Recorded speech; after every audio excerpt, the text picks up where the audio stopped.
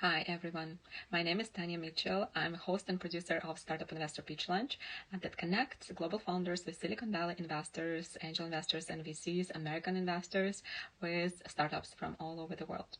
I'm also a founder and CEO of Mission to Mars Academy Accelerator and Indina Consulting Innovation Lab in Silicon Valley. Over the past 10 years, I've worked with many startups as a mentor and fundraising coach, and I've helped hundreds of global founders and entrepreneurs, especially those coming from outside of the United States, to get funded and get investor ready and get meetings with top VCs and angel investors, resulting in over $150 million raised for those startups during all this time. Over the years, my companies and myself, we've organized hundreds of Silicon Valley roadshows and investor events for visiting startups from different markets, helping them go to market in the United States and raise funding from American investors. That is how I've built my network that today includes over 15,000 VCs and angel investors, private equity and family offices, investors in our network. And I have over 27,000 connections on LinkedIn, and that is always helpful when you are doing fundraising campaigns with startups because it is all about building relationships with investors. Startup Investor Pitch Lunch is a global event. It's an online event that provides a platform for founders from different locations, pitch investors from Silicon Valley online. And this event has been extremely popular. Last year, we had over 5,000 startups signed up to pitch. We have daily registrations of 50 plus startups weekly applying from over 35 countries. Over 150 investors attended this event as our judges. You can watch some of the videos on YouTube and learn from those videos how to pitch, how to answer questions from the investors, what to expect, and over 15,000 global entrepreneurs and Silicon Valley investors and network as a result of this Startup Investor Pitch Lunch. So definitely want to check it out and to join and to explore your opportunities with Startup Investor Pitch Lunch as a very useful tool for your fundraising campaign. And while you guys are joining, I want to read the testimonials that our startups that we worked with and helped them fundraise left to us. And I will just proudly read those testimonials. Okay, so what founders are saying, they're saying, with Tanya's help, we went from struggling to get our funding to closing our first 450K round. And it wasn't just about the investment, it was about positioning our startup as a go-to leader in our industry. Tanya's investor introductions completely changed the game for us. After closing our 1 million seed round, we launched in 2 new markets, expanded our engineering team, and doubled our MRR. Really warms my heart. Thanks to Tanya's Silicon Valley Investor Roadshow, we closed our 2 million round in Silicon Valley. We scaled revenue 3x and tripled our headcount, and we finally had enough runway to invest in an outdoor mastermind retreat for the leadership team. Those of you who are bootstrapping cannot afford this luxury as an outdoor retreat for a leadership team. That is only available when you raise your round. So it's time to treat yourself then, right? Next testimonial, our first round wouldn't have happened without Tanya's investor network and smart fundraising strategy. Securing 1.5 million in funding opened doors to strategic partnerships with 2 Fortune 500 companies. We went from pilot to full deployment in just 6 months. Next testimonial, before working with Tanya, we were bootstrapping as 2 part-time co-founders, and after raising our 500K pre-seed round, we relocated to San Francisco. We hired a business development team and secured our first enterprise contracts, all within 6 months period. Investor meetings that Tanya and her team organized helped us secure 1.5 million and get the right investors on board, people who really align with our mission and truly believe in us. And you just don't want to get any investor, you want to get your investor that is right for you, that gets your company. Tanya made our perfect investment match happen. Her strategic mentorship and helped us develop a clear and effective roadmap for our go-to-market strategy in the US. It just really brings up many good memories working with you guys. Thank you so much. Thanks to Tanya's expertise, we not only raised $1.2 million, but we also built our shortlist of investors interested in joining our next round.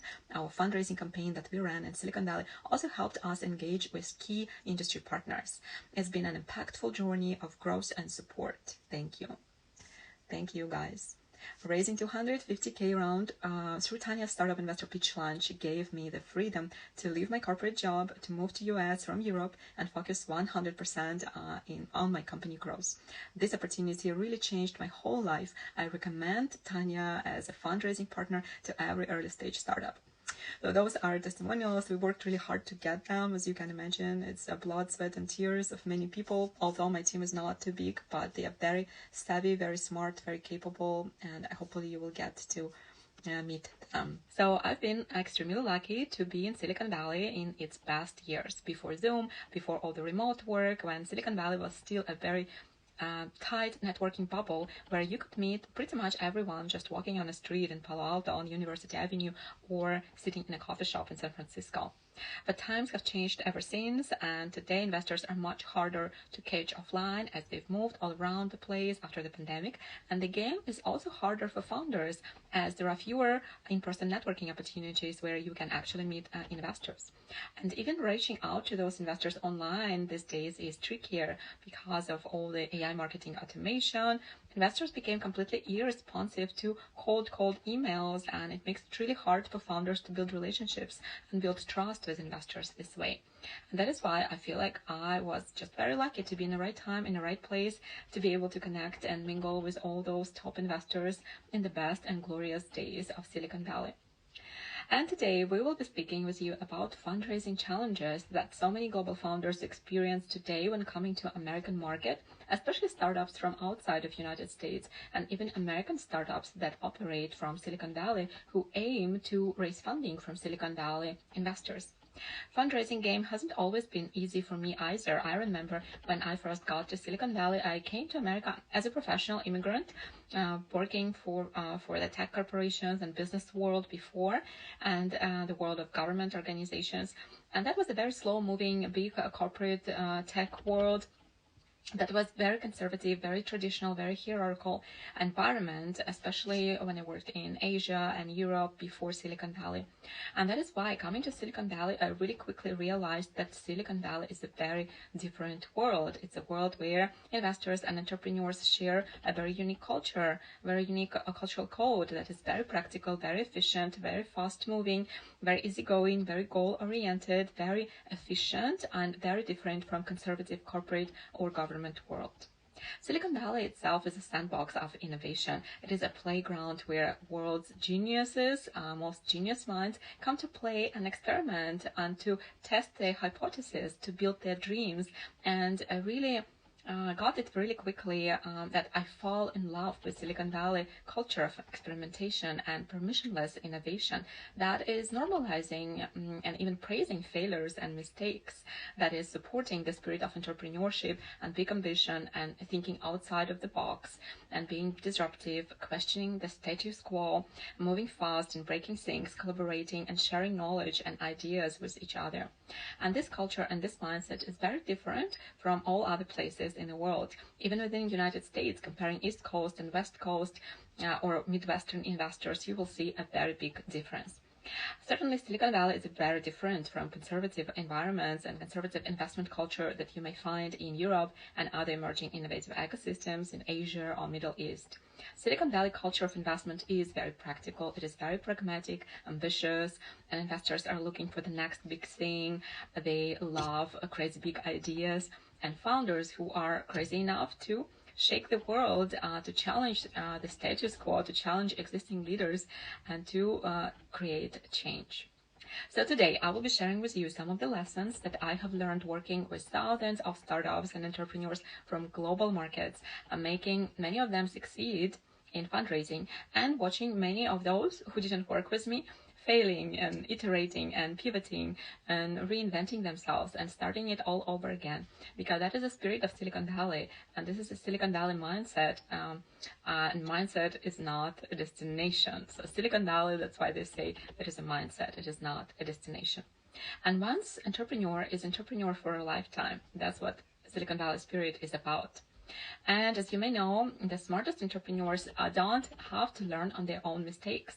As I bet many of you already made your fair share of mistakes and you hopefully learned from them.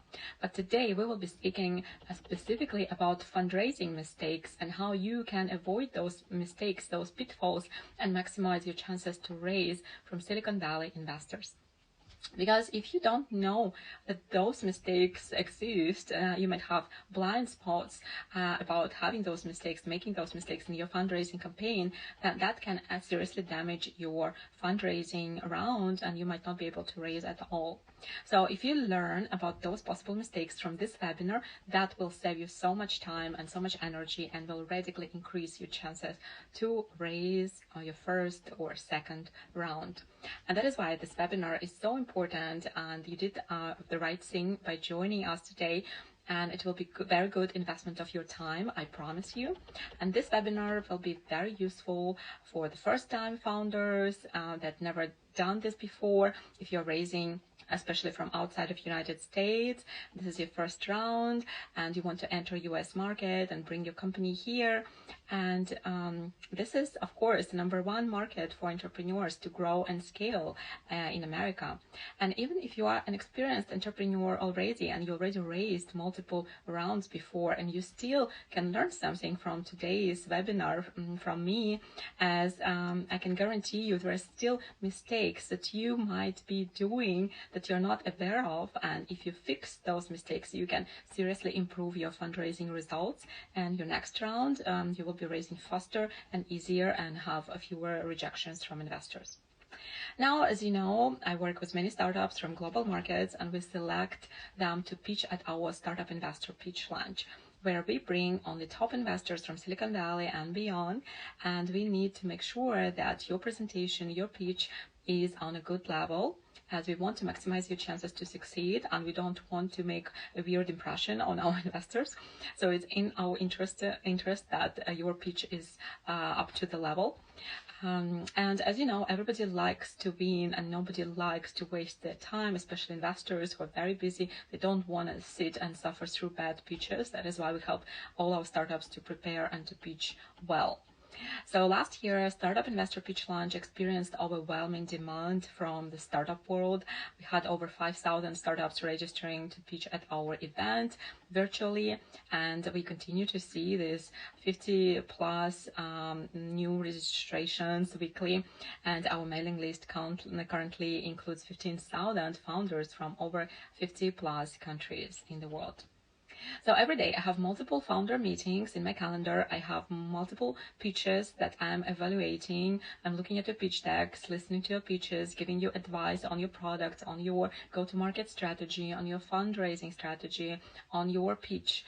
And that is how I know that pretty much every startup, every founder does the same mistakes again and again. And I see those mistakes many times, and I think I could really already develop like a classification, a typology of types of pitching founders and their mistakes and split them in categories and do like a stand-up comedy out of it.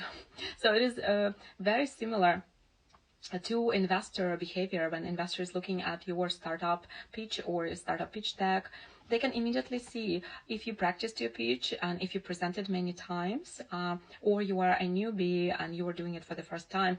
Investor can literally read it from the way you start your pitch in first 30 seconds. It will be all clear for them with your pitch. And that is why it's a big mistake that many founders do when they come to those investor pitch events and meetings unprepared, and they don't do their homework and they don't rehearse their pitch, they don't prepare.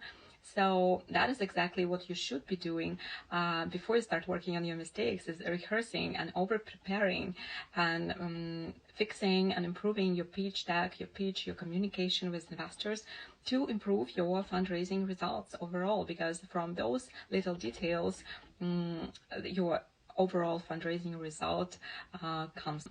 So let's look at the list of those fundraising mistakes that startups often make that prevent them from raising funding from Silicon Valley investors. And here we will start from our mistake number one. The number one mistake that you can't make is not to include Silicon Valley as your number one location for your fundraising campaign focus.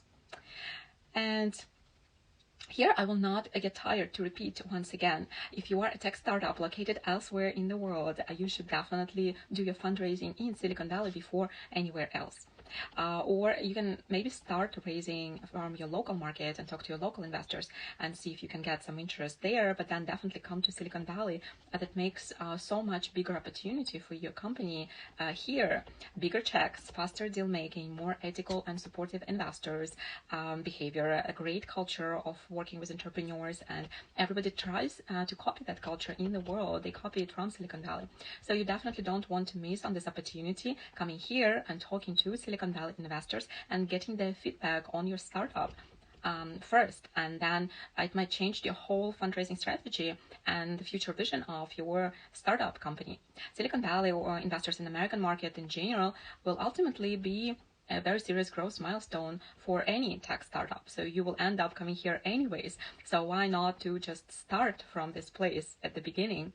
And then the trajectory of your startup growth and development, thanks to Silicon Valley investors and its network that is very supportive for entrepreneurs, smart money, that trajectory of your startup growth would be very, very different, and it will grow on a much higher pace.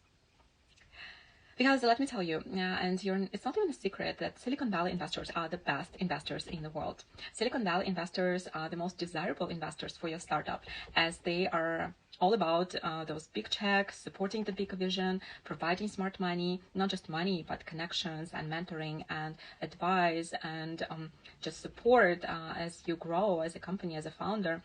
They are easier to deal with. They are easier to forgive your mistakes and failures. They have no stigma of failure, unlike your local investors in your local market who might take 40% of your startup and will expect their money returned literally tomorrow.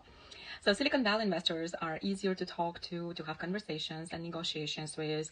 They are the benchmark in ethics and culture of investment for the rest of the world. And they have a global vision and a global mindset that you can learn so much more from our investors than investors on your local market. Silicon Valley is also means much more capital.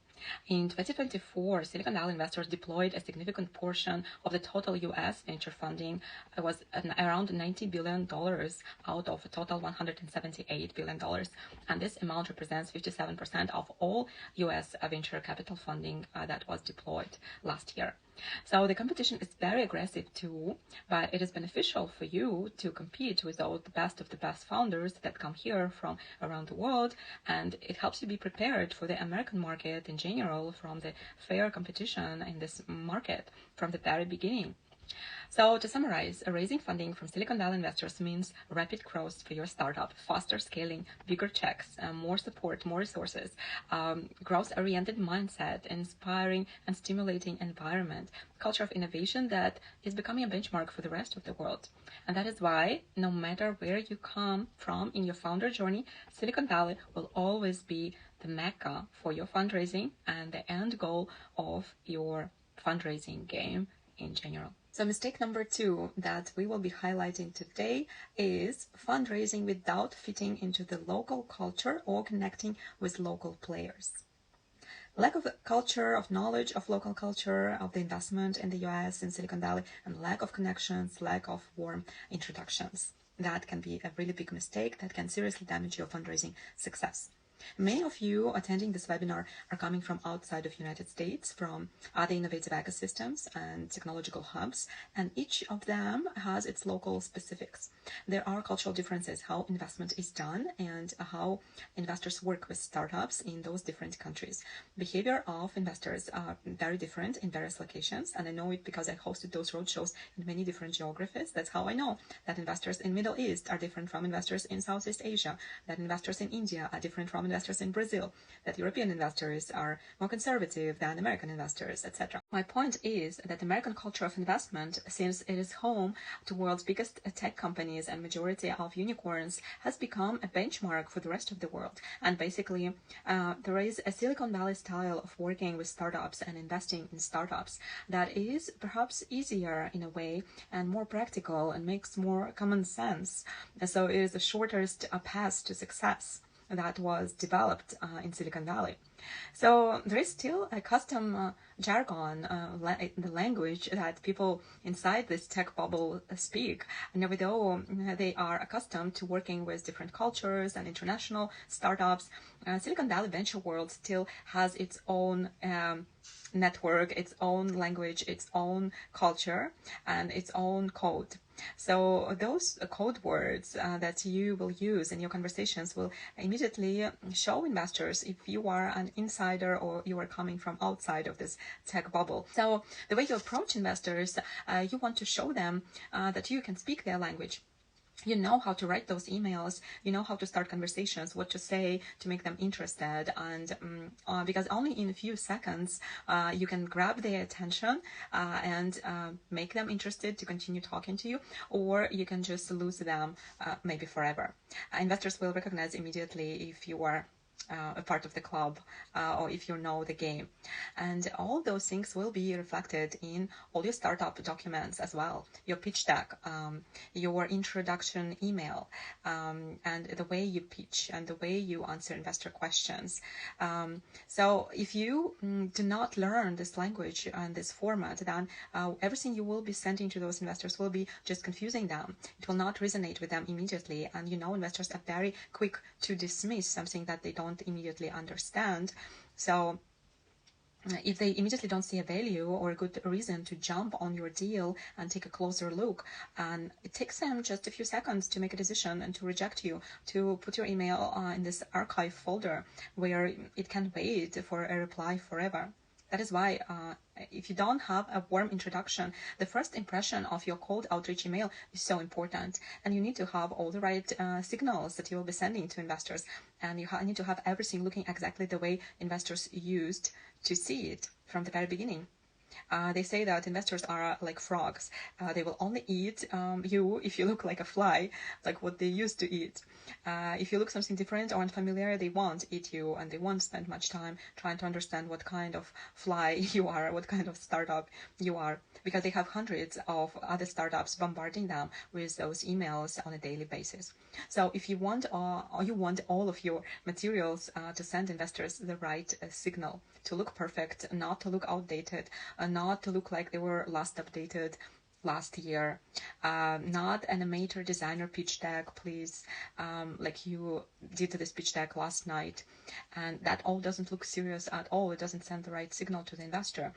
Not a pitch deck where you have half of your important numbers and metrics and half is missing, or they are outdated, etc. Keep your pitch deck up to date, make sure it looks presentable, make sure you have a nice design that is modern and not from past century. Because most of you guys, not even at that starting point, and I know that because I receive so many bad pitch decks from you, and I do daily founder calls and many times every week, and I hear so many bad pitches.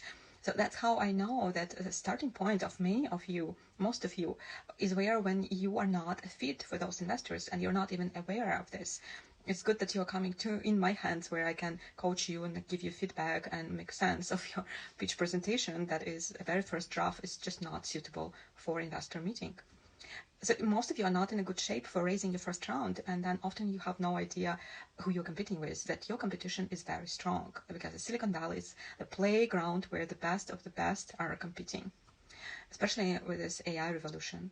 So what a category of startups who just don't do their homework and don't prepare properly to start conversations with those investors. They're just not there yet. So you don't want to be in that category. Now there is a category of startups who are more prepared and they've done some homework. And even though they have done some fundraising, or maybe they haven't done fundraising in the US before, but you had the opportunity to watch some YouTube videos, to watch Y Combinator School on YouTube, or you attended a couple of networking events, went to some founder meetup, joined some online groups. So you have talked maybe to your friends, but you don't really know any of the investors, especially big reputable investors, and they don't know much about you. And most of the time you don't have any point of access or any warm introductions. And investors love warm interests. This is a currency of Silicon Valley venture world. Warm interest means that people know you through your work, and they worked with you, and they can validate you with their reputation. And that is how introductions work. And that is why not everyone is willing to give those introductions, because they are not willing to risk their reputation and to bet it on your startup. By introducing a wrong startup to burn their relationship with an investor.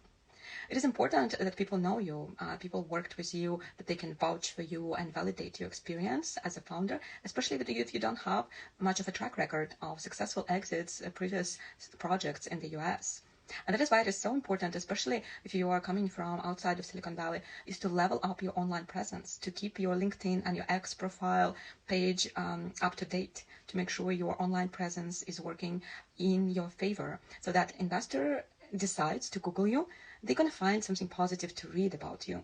And needless to say, investors want to invest in founders as much as they want to invest in companies. So it is really important to look presentable as a founder and to showcase your personal brand as well. And we will talk in more detail about this later on today. Now let's continue looking at some of the typical mistakes with your fundraising materials, your pitch decks. Fundraising mistake number 3. Fundraising without a killer pitch deck and a compelling pitch. Even if you're fundraising for your first startup, you probably know that your pitch deck and your pitch are your 2 most important instruments, your tools for your investment campaign success. And when you join Startup Investor Pitch Lunch, we usually teach you how to prepare your pitch deck, and we help you to rehearse your pitch. Also, we provide very useful feedback and recommendations how to improve both your pitch deck and your pitch, and to help you fix those blind spots that most of the founders have. And what I've noticed is that in your pitch decks, you guys often repeat the same mistakes again and again. And what are those mistakes? Startup pitch deck mistakes. First, not having important metrics and numbers in your pitch deck is another fatal mistake that startups often make. It is our mistake number 4, a pitch deck without important metrics and numbers. Not having important numbers will gonna make investor lose interest to your deck immediately, because investors spend exactly 1 minute to skim through your pitch deck, and if they don't see immediately what they're looking for, they will just archive your email with your deck, and you might never hear back from them. So make sure you have all the important numbers on your slides, your market size and your unit economy, your business metrics, all the numbers, your revenue. Traction metrics are super important. Traction often is a sole indicator that investors pay attention to and use this as a criteria when they are choosing their investment deals.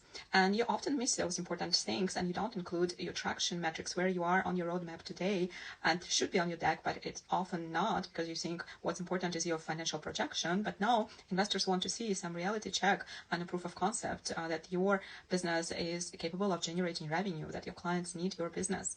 So traction is not just your ROI or MRR. It not only can be a financial metrics, it can be your partnerships with industry players, can be your user growth numbers, publications in media about your company, user testimonials or feedback, user testing data, users signups on your platform, you winning any kind of startup competition or getting grants from your local government, anything that can actually make investors excited and make them pay attention to you, that you were somehow noticed in the industry.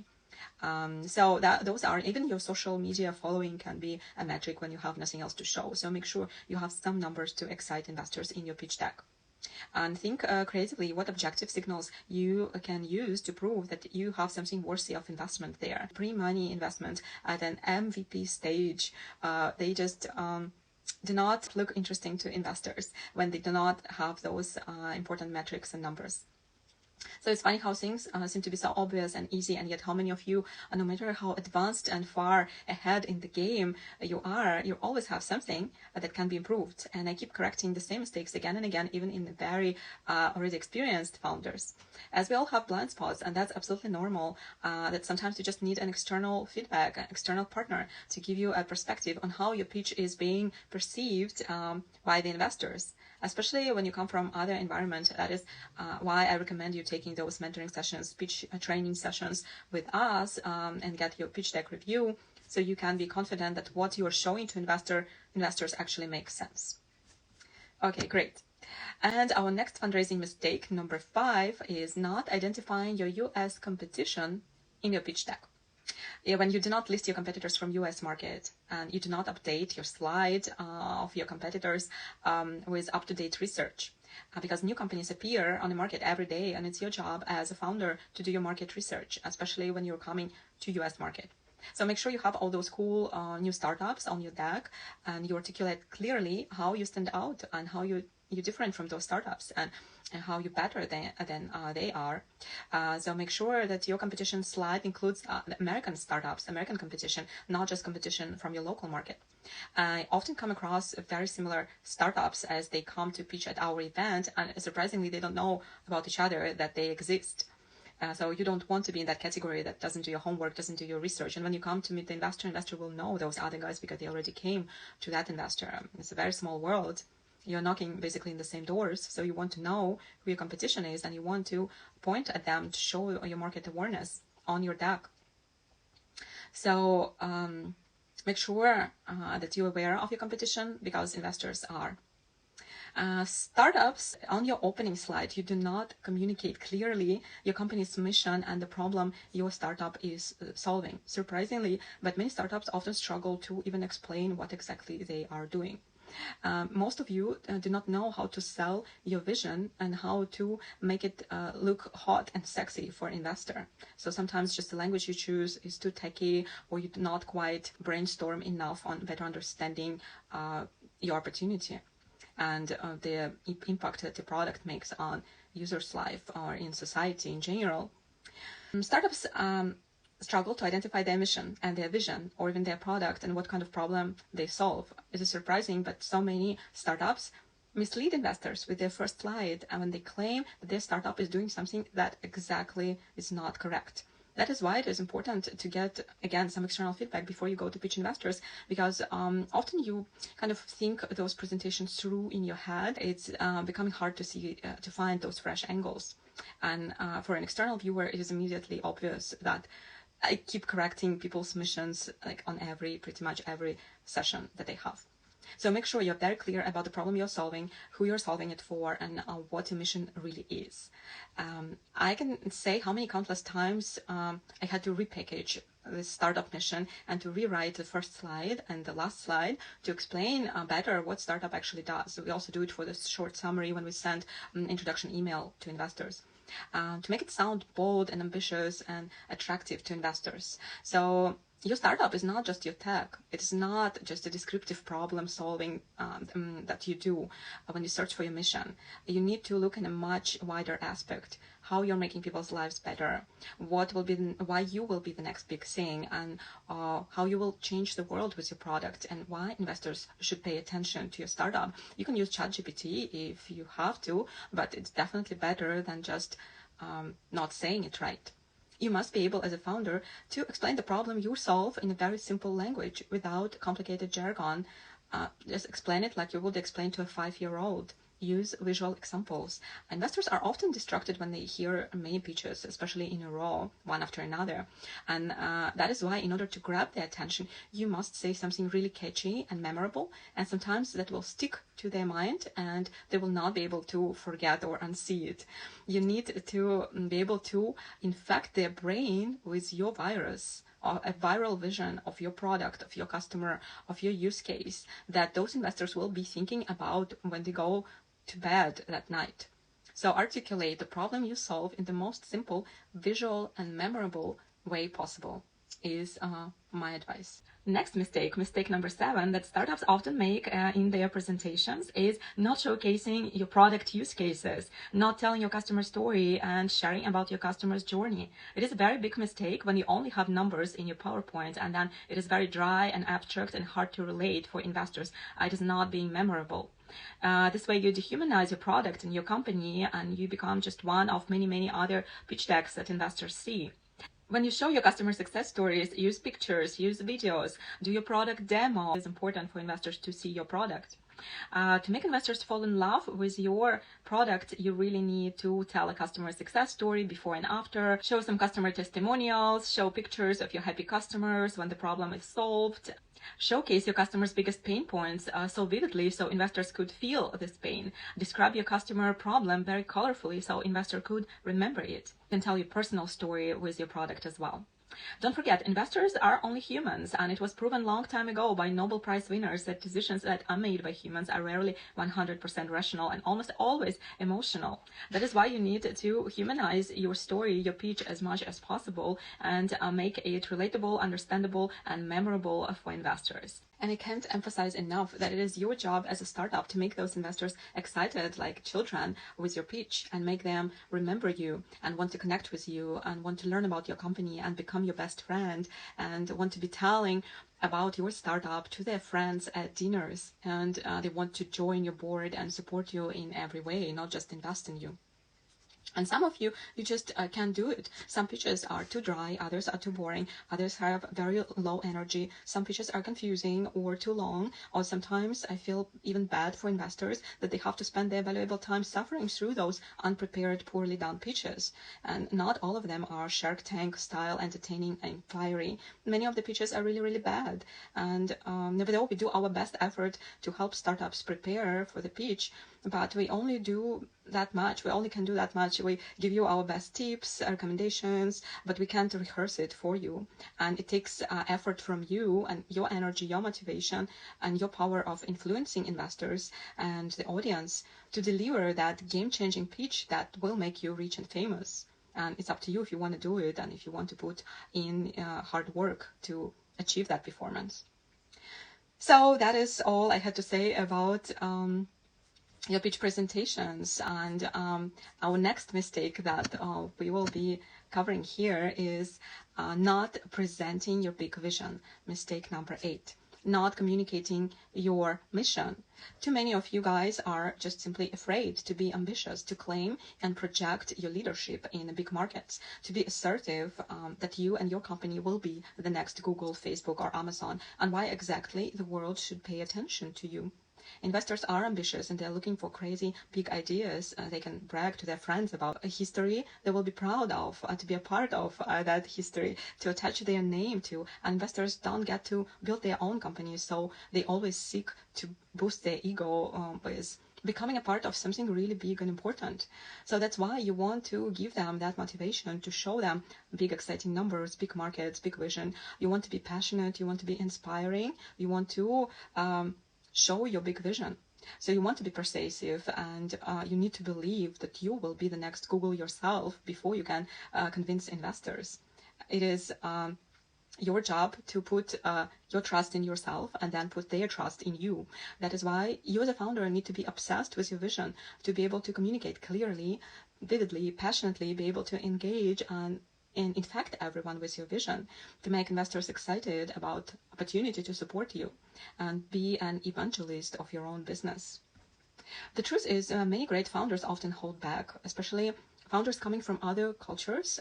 They often have this imposter syndrome. You are too humble, and you've been raised in the cultures that reward being modest, conservative, and cautious. But the American investors play a very different game. And speaking of motivation, and I already mentioned that, it won't hurt to mention again, so many of you blow up your chances when you are getting on that spotlight. You don't want to shine, you don't want to bring your best energy, you don't want to bring your best game, you don't rehearse your pitch enough, you don't bring your best performance, but that is your number one goal of your whole fundraising campaign, is get people to wow. And that is why we are here on this webinar. I hope this is useful for you guys. Our next fundraising mistake that we will talk about today, fundraising mistake number 9, not sharing your personal founder's story. Not presenting yourself properly at your pitch or investor meeting is a big mistake, especially when you come from environments where sometimes stereotypes can play against you.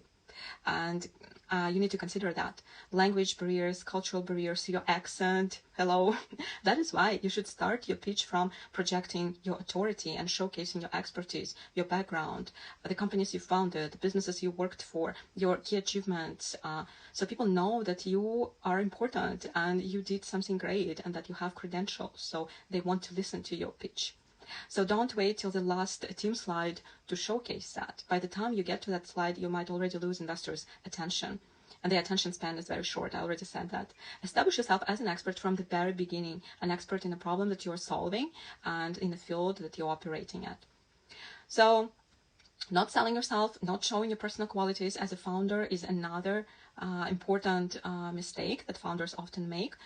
You need to make investors like you as a personality. It is important to have a likable personality at this point. It helps your fundraising. Because at the end of the day, investors also invest in founders, and your character, they want to know what they will be dealing with, what they're getting into, with all the possible things that can go wrong with a startup, and they most likely will go wrong. So investors want to see that they are dealing with an adequate founder, and that with all the pivots and all the different changes that your startup will go through, they want to be confident that you will be a true leader, a true innovator. You will have a good character, good morals, a team player, good crisis manager, a great communicator. So investors want to be sure they're dealing with a good character individual. Because, you know, there are so many really not adequate leaders in the tech world. You may have heard of this research study by Stanford University that's shown that many startup founders, successful founders, are not just dropouts from universities, but they can really be sociopaths, narcissists, psychopaths, or just troublemakers. So all like a great mix of all kind of complex personalities. And I work with founders every day, so I definitely know that there are characters that are like, you don't want to deal with them because there will be a problem. And as an entrepreneur, you're supposed to be able to solve problems, not create problems. And that's what investors also want to see, is your personality. So they want to stay out of trouble when you will burn out and start doing crazy things like pulling out all your equity from the company on the eve of your IPO, or even trading investors to other big investment opportunity on your next round. That is why you want to take a moment to establish your personality as a good investment as well. Think what things you can tell about yourself to an investor to make them feel more confident to work with you. Telling your personal story, that is why is a very good format, as a good way to showcase your values and your passions and where you're coming from, your story. Founders often build their startup around their own problem, and that's the perfect way to connect with you personally as a founder. So they want to understand where you're coming from, what is important for you, why you're doing what you are doing, and what makes you the best person to do it, to solve this problem. Don't be shy, make your message, they say. Share your personal story to resonate and connect with your audience and your investors. Don't do it, however, in an email format. This is something you definitely want to do in person interaction at the meeting or during your pitch. During my mentoring sessions with founders or pitch rehearsal sessions, it is often taking me quite a lot of digging, I need to tell you, and asking those questions to find those jewels, those precious insights that would make a great story about you as a founder, that would create the right angle and a perfect selling point for your startup. But the thing is, investors won't be doing all that digging into your soul. They just don't have time for that. And all they can give you is 5 minutes of their attention, or even 1 minute sometimes. And if they're just skimming through your deck and you don't even have that 1 minute, if you're not grabbing this opportunity immediately, you just lose some. So again, it's a huge mistake to not use your FaceTime opportunity with an investor to a maximum, to not present yourself properly and not being assertive enough to sell investor on your vision, on your passion, to convince them that you're really the one. So basically, by skipping that part, you're not closing your meetings and you're just leaving your investment money on a table. And as your fundraising partner, we can only do our part of putting you in front of the right investor and making sure that that investor is interested to listen to what you have to say. But then the ball is on your side, and it's up to you whether you will be making that investor your investor, or you will let them walk away from the meeting, walk away from your deal, and put their money somewhere else. Many founders I see often hold back because they have that imposter syndrome. They really think they're not ready or they're not good enough, especially those coming from those Asian or European countries where the culture is more humble, conservative. And American culture of pitching is very assertive and it's very salesy, and you need to be more aggressive and to be ahead of your competition in order to win. So if you want to win in American market that is very competitive, very aggressive, forget about your imposter syndrome. Don't be shy. Don't hold yourself back. Own your momentum. Don't be afraid to say you are the best and embrace that winner energy. I hope that helps. Next mistake is reacting defensively to investors' feedback or critics. When it comes to investors' questions, oh boy, did I see many founders being so sensitive that they're not even able to handle critics and any kind of objective argument. At times, you get attached to your startup like it is your baby, so you start being so sensitive and taking these critics so personally. And that actually won't help you build relationships with investors and make money. Instead, you need to show appreciation and acceptance of this very useful feedback and thank you, investors, for their attention. And if necessary, you can prove your point while staying respectful and polite. And it is an art of diplomacy to be able to convince the investor, even if you think they're wrong, without getting into an argument. Because your goal is to build relationships with those investors, not to burn the relationship. You need to be prepared for the critics and know how to handle it, how to react, and know all the objections that investors might possibly have and possibly give you, and know how to answer those skeptical, critical, or challenging questions. That's why we do our pitch training, to teach you how to handle those difficult questions and challenging conversations with investors. And that is a part of your preparation process. And that is just the beginning of the road, because you need to be prepared to handle challenging conversations and negotiations with investors in the future without breaking the relationships. So this is a first test for them to see how you react to pressure, and you don't want to fail this test. So to be honest, it's just quite rare, actually, that investors would give you honest feedback, what they really think about your startup. That probably only happens behind the closed doors or at our events when we ask investors specifically to give that honest, unfiltered feedback. Because it is really useful for your startup to learn from this feedback and to improve. And it's really helpful for your growth to hear that feedback, because normally you don't get this luxury even to hear what they think.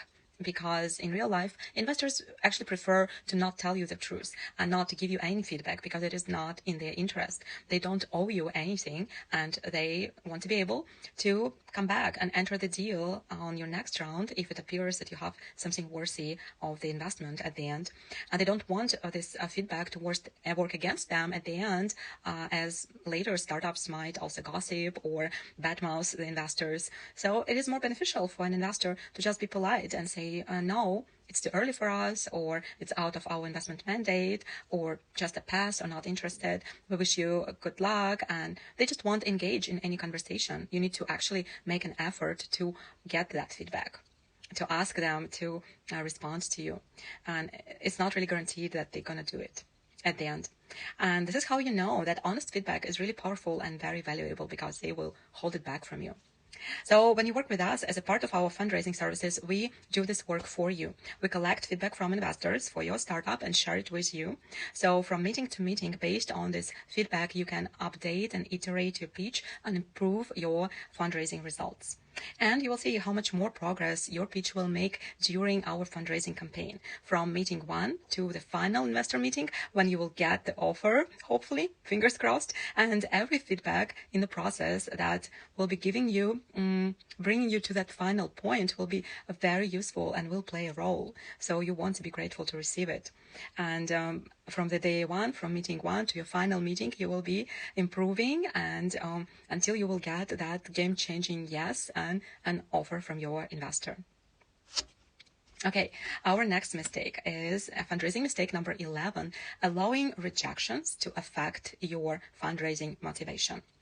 Not being able to handle rejection is a big problem for a founder, because getting burned out from rejection too soon is something you don't want to get to that point. So how to prevent this burnout and how to deal with rejections. Now, it is a very important aspect. Many startups take their startup venture so personally, and they invest so much in it. Understandably, it is your baby. You put your last money, your hopes and aspirations, your blood, sweat, and tears, and all your dreams in it, and you bet everything on your success. And it can really hurt you when other people don't get it, and they don't share your passion. They don't want to invest in your deal. So in order to raise in average, one startup will get several hundred rejections. And when you move fast, that can be pretty intense. And that is why in your fundraising team, you want to have people by your side to support you throughout this process, because it can really be quite demotivating, disheartening to handle so many rejections. But you need to stay resilient, to keep believing in yourself and your vision, and just keep going, not letting yourself get discouraged by those rejections. Especially challenging, this is for first-time founders, for founders coming from corporate world, when they are not used to this hustle, and they're not so bulletproof as most self-made entrepreneurs who just know this game and they embrace the uncertainty and the risk-taking, and they get comfortable with being uncomfortable, and they have experience in sales, so they know how to handle rejections. But even for those guys, rejections can be really hard and painful, especially when you are running out of money and time and all your future is dependent on this. So really be prepared and take it as a game. Be ready to win and be ready to lose, and accept the fact that you can also fail, and be ready to approach it as a learning experience, because even if you fail, you still got valuable learnings from it, and that is always an asset. Remember, Silicon Valley loves failure even more than it loves success. And always remember that fundraising is just a numbers game. It takes an average around 80 meetings for a founder to raise funding. Luckily, there are so many investors out there, much more investors than founders. And only after you've spoken to each one of those investors and you got a no from each one of them, then only you can conclude that you're not investable at this stage. But even then, there are options: crowdfunding, bank credit lines. The most natural of all grows through your clients. So it is your goal to not burn out in the middle on a way, and have resilience to keep pushing through and not quitting, to show up, to believe in yourself, to be smarter, to learn fast, to be creative, to know your hustle, and understand that this is a process that takes time, and it takes building a funnel and working your funnel of investors and knocking on many doors and kissing many frogs before you find your one princess. So be prepared. It's a marathon, not a sprint. You have to love the hustle and love entrepreneurship and really love what you do and be on your mission to keep going. It takes really obsession to win. And my favorite quote from Mahatma Gandhi says, first they ignore you, then they laugh at you, then they fight you, and then you win. And that should be a motto of every fundraising startup. Mistake number 12, not being persistent with investor follow-ups. It's a big mistake when you as a startup don't do follow-ups. You need to be consistent in your communication if you want to successfully close your round. One email will never close you a deal. Do you remember that case of Sam Altman being fired from OpenAI? And the main argument that the board made is that he was inconsistent in his communication and not transparent. See how communication plays a key role when dealing with investors. So when you are fundraising, you need to over-communicate with investors. When you're building relationships, email them after the meeting with your thank you note and updated materials. Email them with your startup updates when you reach your next milestone. Ask for their feedback. Invite them to your party. Send them a holiday greeting card or a gift. Treat them like they are people, your future partners, not just a bank for your startup. So if you just disappear or wait investors to come to you, that's not going to happen. Being proactive in your communication and being nice and polite and thoughtful is key when building relationships with investors. It also shows investors your commitment, that you are persistent. And you have to be persistent and consistent, especially when you're doing your cold outreach. Don't be shy to send those reminders weekly, bi-weekly. Don't cross the line, though, by being too pushy, but being persistent and giving investors a reason to pay attention and to respond to you. It's your job as a founder who needs money to be creative and engaging with investors. That is why fundraising is a full-time job that often consumes all of your time when you start doing it properly. You have hundreds of communications going on simultaneously. That is why fundraising is a separate profession and a service. And fundraising is definitely a relationship building business. And here we come to our mistake number 13, not building relationships with investors. And it kind of flows from the previous mistake, and it is a continuation of it. When you are not being diligent and consistent enough in building your investor relationships, often you are being too transactional as a founder. When you yourself don't want to spend your time and effort researching your investor, learning about their interests, their life, their focus, not putting effort in crafting a personal message and being strategic about your communication and approach, and being personalizing your communication and being polite and thoughtful and investing your time into building that connection. And then you get surprised why they don't want to give you their money.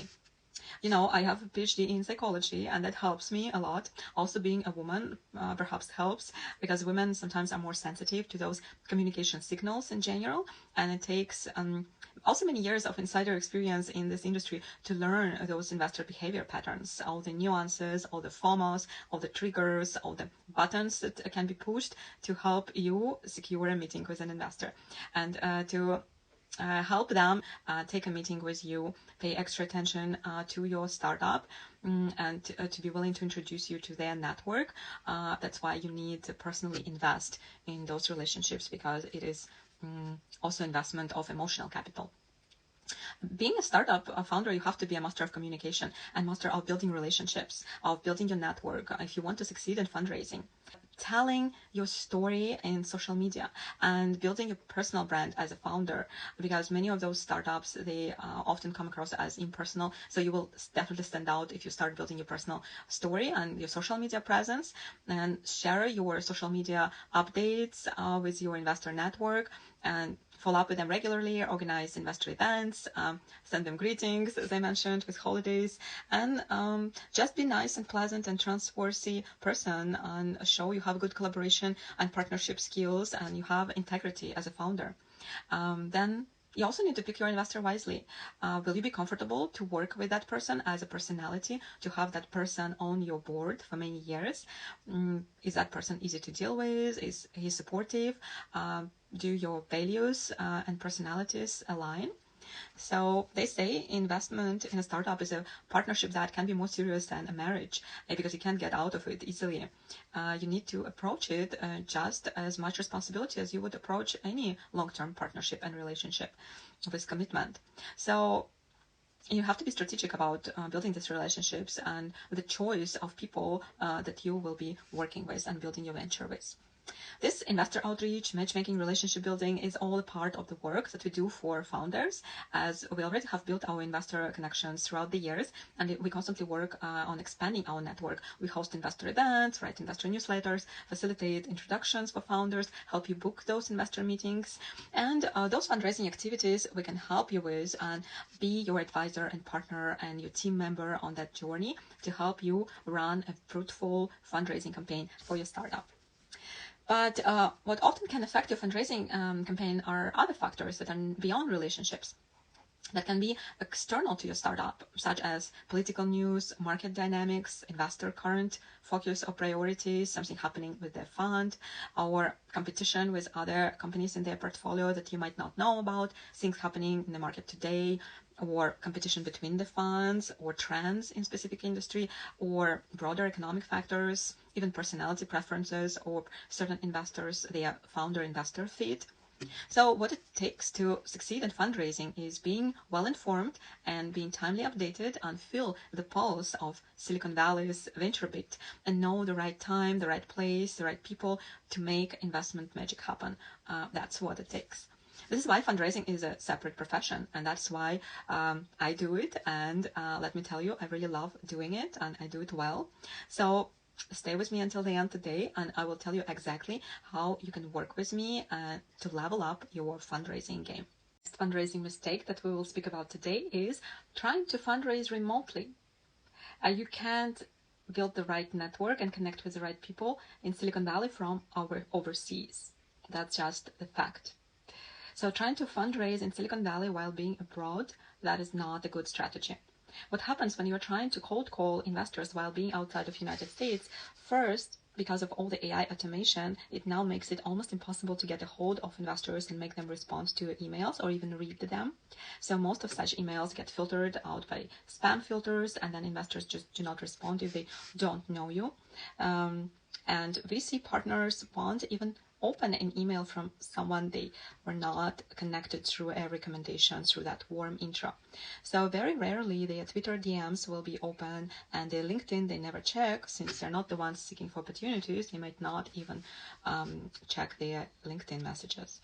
That's why when it comes to building relationships, it makes sense to work through someone who actually has their boots on the ground, who is already here, like Mission to Mars Academy and Startup Investor Pitch Lunch, being plugged in Silicon Valley network is always a winning strategy. It gives you, your startup, a competitive advantage as people know you, you have the word of mouth working for you. Once you have built your reputation and credibility in the ecosystem, then things become just much faster and easier for you.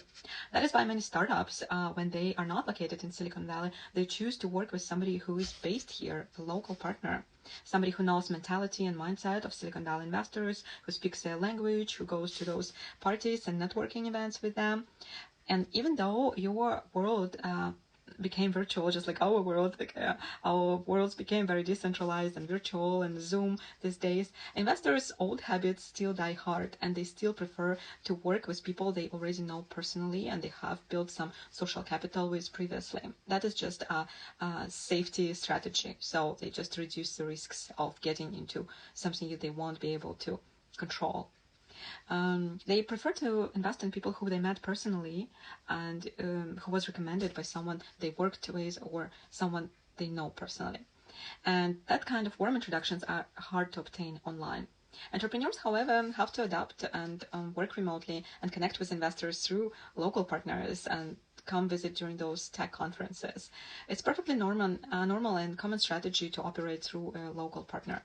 How you approach your startup scaling strategy, this is something that we can discuss together on a call.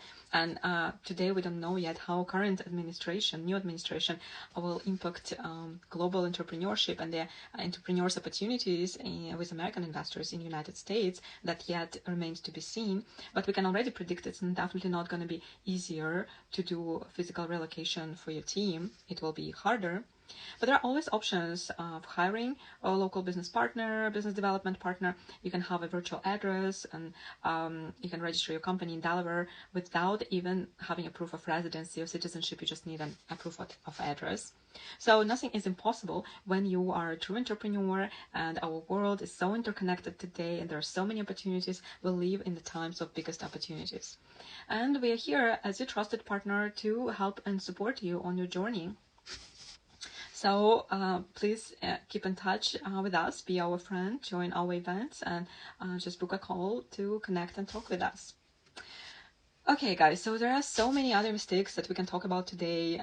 Not doing your due diligence with investors, not preparing for the meeting. Again, there are many mistakes and many blind spots that we can help you fix during those rehearsal calls and mentoring sessions for Startup Investor Pitch Lunch. Definitely check it out on our page. And learn more about opportunities of collaborating with us. We're here to be your trusted partner and advisor on your fundraising strategy. But before we wrap up here, this part, I want to share with you about the most critical mistake of all. And that is our mistake number 15 is not being strategic about your time when fundraising.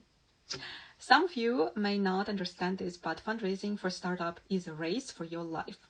Whatever will happen first, you will run out of funding, you will raise a round, or your startup will die. That is a pretty stressful game that entrepreneurs have to play, and the cost of mistakes are really high. Emotional state of a founder during fundraising process is often close to a bipolar disorder when you are swinging between maniac and depressive mode. One day you're feeling perfect and optimistic that everything will be great, we'll be the next unicorn, and the next day the game is over and nobody wants to invest in us and this just won't work. And this cycle can repeat every day or even a few times a day. And sometimes your confidence level can change several times a day depending on what's happening with your startup, and legitimately so. On top of everything, you need to project confidence to your team, to your clients, to your partners, to your spouse, and that can be a lot of pressure. So wouldn't that be nice if someone would be there to support you throughout this journey, just be your trusted partner and hold your hand and walk you through the pitfalls and straight to your investors' check and your investors' embrace? Wouldn't that be nice? And let's say you think you don't want to delegate your fundraising to anybody and you want to do everything, all this work yourself. Well, in such scenario, you must be ready that you as a founder won't be able to focus on building your company, your product, and growing your business during that fundraising time, as fundraising activities will eat all of your time and you won't be able to focus on anything else for at least 6 to 8 to 12 months. And can you afford it? Plus, if you haven't done fundraising before, and you don't have much experience or many investor connections, that will take extra time for you, and the learning curve and many trials and mistakes. And let's calculate then the burn rate of your company monthly, how much it will cost you per month to sustain your company while you don't have any investment money or even guarantee of investment money. And then what are your chances that you will make it? That is exactly why hiring a professional who will be there and professionally helping you, knowing what they are doing, saving your time and money. Professional who's seen it all, done it all many times, has existing connections and relationships with investors, knows the game, saves your time and money while providing better chances for you to succeed with your fundraising. Does that make sense? The truth about fundraising game is only 2% of startups actually succeed in this game and raise funding from the investors and make it to the next round. And it takes approximately 6 to 12 months and 80 meetings in average for a startup to close a round or just drop it. Often investors invest not in the best startup in the market, but in a startup who just reached them first. That is why this main factor is critical here. It's time. Fundraising game is all about time. In fundraising, timing is everything. The right timing, the right moment of time, one product can become a winner. In a different moment of time, the same product will fail because of the wrong momentum. That is why catching your time wave and your momentum wave is so critically important for your fundraising campaign. You have to navigate the trends and the investor behavior and the seasons. First of all, you probably know about seasons in fundraising. Summer is typically a dead season, so we already have spring, which leaves us with 1 month of time before summer. And summer is usually a time when investors start taking vacations. So then after summer, you only have fall left before winter holidays, the next dead season for fundraising. And then in the second part of the year, most of the investment funds are already committed. So you don't want to wait till the end, till fall. You need to make your best effort in fundraising right now. And if you now miss this remaining 1 month and you wait till summer, by the time you kick off your fundraising in fall, most investors already will have their funds deployed to other startups. And you know, the amount of funding is limited and it is shrinking every day as it's being invested in other startups. Especially if you're fundraising in the AI space today, the competition is so high and so aggressive, especially in Silicon Valley, and the bar of entry is too high. And I hate to tell you this, but if you hear the news, everyone is talking about the recession now is coming, and that is something that will usually freeze investors' activity. Another reason why time is so critically important for your fundraising is not only because of the seasons, but because of, as time goes by, you burn out and lose your motivation. As it is an exhausting process, fundraising. And with every rejection, you accumulate more frustration and your motivation and energy decreases and your confidence shrinks. So a slow fundraising campaign can actually send a bad signal to investors, to your investor network, because they know each other and they talk to each other. And what they see is that if you don't raise fast enough, and then investors, they're just catching the word of mouth that it's just a signal that nobody wants to invest in your startup if you're fundraising for too long, and then that you're not a hot deal for them. So you don't want to miss this momentum. You want to raise your round fast, and you want your fundraising campaign to be like a shark attack, very fast, very unexpected, very intense, and hopefully you will bite your big piece. So now you understand why it can be a good idea to accelerate your fundraising effort, your momentum, by joining forces with someone who can actually really help you with booking those investor meetings and really be efficient with it and take care of all the burden of doing all the cold and warm outreach, all the follow-ups, all the due diligence, all the research, all the relationship building activities. So now we've come to a bonus part for you that I prepared, and where we will talk about real business and doing real business together and raising money together and hunting for that investor money together. I've already shared with you all the 15 mistakes that can break or make your fundraising campaign, as I promised, and I hope you're liking it so far. So this part is now only for those who are really serious about their fundraising. If you are very intentional about your fundraising, then the second part of this webinar is for you. Those serious founders who really aim to close their round this year and to put their skin in the game for a result, which means you're really committed to your fundraising goals and you want to know what it takes to really close a deal. Now we will have a very real, very raw and unfiltered talk about the reality of fundraising. Second part of our webinar, I have a very special information, and we'll start from a bonus mistake number 16 that many entrepreneurs do over and over again. And when they do it, I know for sure that they will be going in circles with no result until they understand this simple rule of fundraising, and then only they will have it figured out and start getting results. And that big mistake that most founders make is not being ready to invest in your own future, in your own venture. Now, while many entrepreneurs understand the importance of having all those warm introductions, the importance of having all those in-person connections, and that it is critically important for the success of your fundraising to have those relationships, because you are only one connection away from your dream investor, and the only way you can receive money and funding is through the people, not some abstract organizations. It's always people who make decisions. So you need to be getting in front of the right people. That is why it is critically important to have that network and to have those connections. So while many of you understand that this is key to success of your fundraising campaign, then for some reason you still are hesitant to invest in your own venture, to buy those products and services that will have this critical value for your fundraising campaign. And for some reason, many of you have these naive expectations that all those opportunities and resources that will bring you millions of dollars should be free for you, only because you are a startup. And I can partially understand where this attitude is coming from.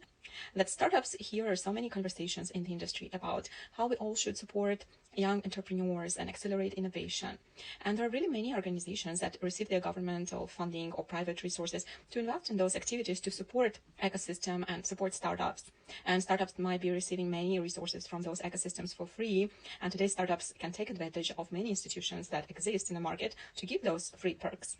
And often startups get, as a result of this, trapped into this illusion that everybody around should be supporting your startup no matter what and giving you things, opportunities, and resources for free. Oh, and by the way, you're looking for investments of millions of dollars, and you are offering pieces of your company, your equity, to investors in order to get this investment money. So this is not a free resource for you, right? The end goal of your fundraising campaign is that you will be paying with your company equity in order to obtain those resources. So why do you think that everything that is leading towards that main goal should be free for you? So many startups then get very surprised when I ask them to pay registration fees for the pitch events that we organize, or to pay for the marketing and investor outreach services in order to deliver your pitch deck on your investment presentation to the network of investors. And I hear founders say quite often that all those pitch events should be free, everything for a startup should be free. And please tell me, will you be giving away your products and services when you build a venture for free, or you will be selling it to the market? And the end goal of your venture is to be profitable. So why do you expect that other business players in the market who you're planning to compete with should be giving opportunities and resources and advantage to you for free? So including those resources that actually lead to you raising millions of dollars of investment. I don't get it. If you can explain it to me, please do. And then I have to be a bad guy and to tell everybody that Santa Claus doesn't exist and that everything in the market has a cost of production, operational costs, and then there's tax that we all are paying. So each business, including your business, needs to pay those costs. And then there's cost of people's time to put together and organize all those fundraising activities for you. So do you really believe that that costs nothing? So the fact is someone always paying those costs. And yes, in many cases for startups, it can be a larger organization, a corporate player or a bank, an interest holder, beneficiary of this event. But those opportunities are never free. So interest holders are people who pay for the opportunities. And now let's see who's the biggest interest holder of you raising funding for your startup. Is it you or somebody else? In our business models, startups are treated as business ventures, as our clients, as interest holders, as beneficiaries of all those fundraising events and activities, and clients always pays. You have to be ready to pay a price for the goals that you're planning to reach and activities that will help you reach those goals. When you board a plane that you expect to take you from point A to point B, do you expect that ride to be free, or you're prepared to pay? The same is here. To get you from point A, where you're now, today, to point B, when you land your dream investment, has a cost. If you know anything about how money works, you need to be ready to invest in yourself first. If you're not ready to invest in yourself, in your own success of your own venture, then you shouldn't be expecting other people investing $1 million in you. You know, they say spend money to make money. That's how money works, okay? You need to be ready to spend thousands to make hundreds of thousands. Be ready to spend hundreds of thousands to make millions. Be ready to spend millions to make billions. And the bigger playing field you want to play on, the more you need to be ready to spend to play on that field. Am I right? You can't get $1 million for free without spending a penny just by going to free networking events and free pitches. Unless you know, you think your startup is a genius and that investors should be lining up by your door. Take a look outside. Do you see a line of investors behind your door? No? That's probably because you are not as genius as you think. So you will have to make an effort and invest in your own success if you want your fundraising to happen.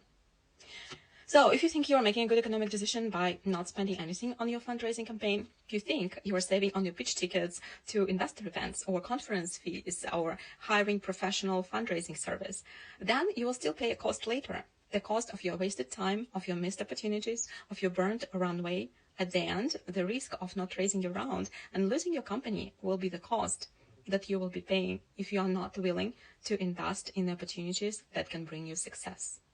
Either way, you will have to pay. It's either to hire people and outsource your fundraising campaign, or you will pay for with your own time and your own effort and your own energy. And at the end of the day, the only difference will be in how much more expensive it will be if you do it yourself. So it takes money to raise money, guys. Just accept the simple rule of life. There is no such thing as free money in this world. Now, if you think this is a good idea of doing everything yourself, operating your company and building a product and raising your round and running a full-scale fundraising campaign, you think it can be cheaper, then think about the quality of doing both of those tasks that you will be trying to accomplish. And realistically, what kind of results you will get and what would be your productivity if you will be doing everything at once just by yourself. And also, let's evaluate the risks. What is the cost of making all those expensive mistakes that can cost you not just wasted time and opportunities, but cost your business? Is that the price you want to pay? You either way will pay less now or you will pay more later. I hope my point is clear. You can, of course, bake your own bread at home. If you have a recipe, you have all the ingredients, if you have a bunch of time and nothing else to do, or you can just go to a bakery and buy one and just keep moving on with your life and doing what you do best, which is building a product and running your company.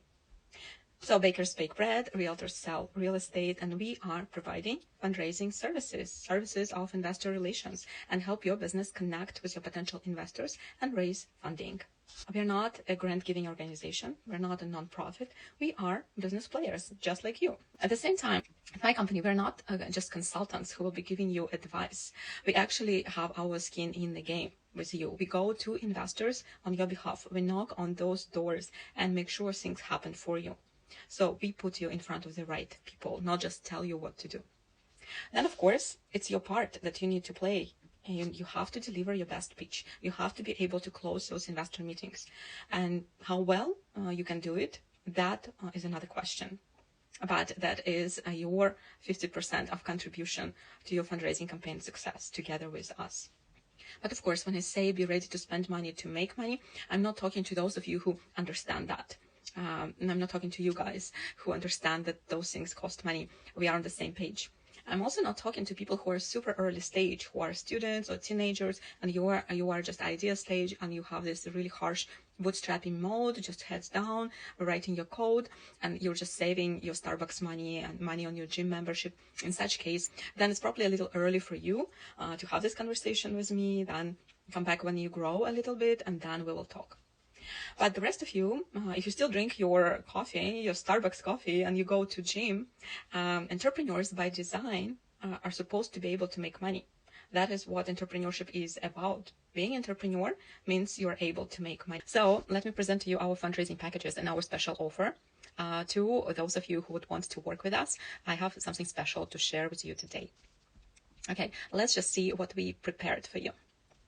So our first and very simple package, basically we call it do-it-yourself fundraising campaign, is called Fundraising Boost. And it includes all the important tools that you can use to apply to really boost your fundraising campaign. It includes your pitch deck template, a ready-to-use format, cold outreach email template that we can help you personalize for your startup, curated list of top 100 VCs and angel investors in your sector with their contact information that you can send emails and your pitch deck to. One 60-minute mentoring session with me that includes your pitch deck evaluation and your fundraising strategy review. Participation in one of our upcoming Startup Investor Pitch Launch events that usually has 5 to 10 to 15 investors present live who can give you feedback and invest in your startup.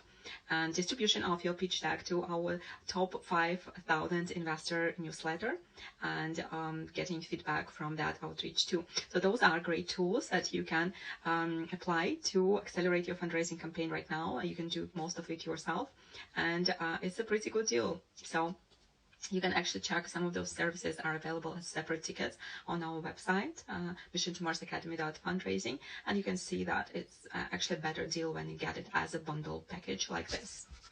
Next fundraising package, Fundraising Standard.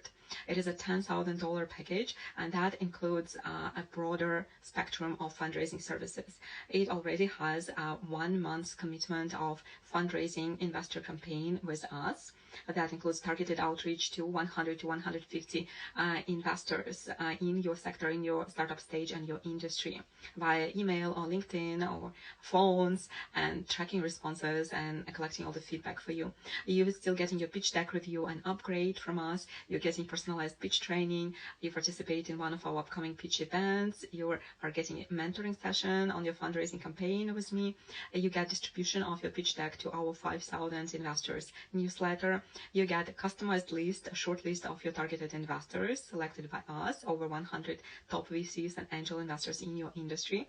And you get an opportunity for warm introductions, 10 to 15 curated warm introductions based on investor interest and response. And here is a lot of moving parts. Everything depends on your startup traction, on the situation on the market, on actual interest of the investors. But we will maximize our effort to get as many meetings as possible, and we definitely give you a soft commitment that will be facilitating those investor introductions for you. But how it will fly out will depend on actually how interesting your startup will be, how good of a deal it is.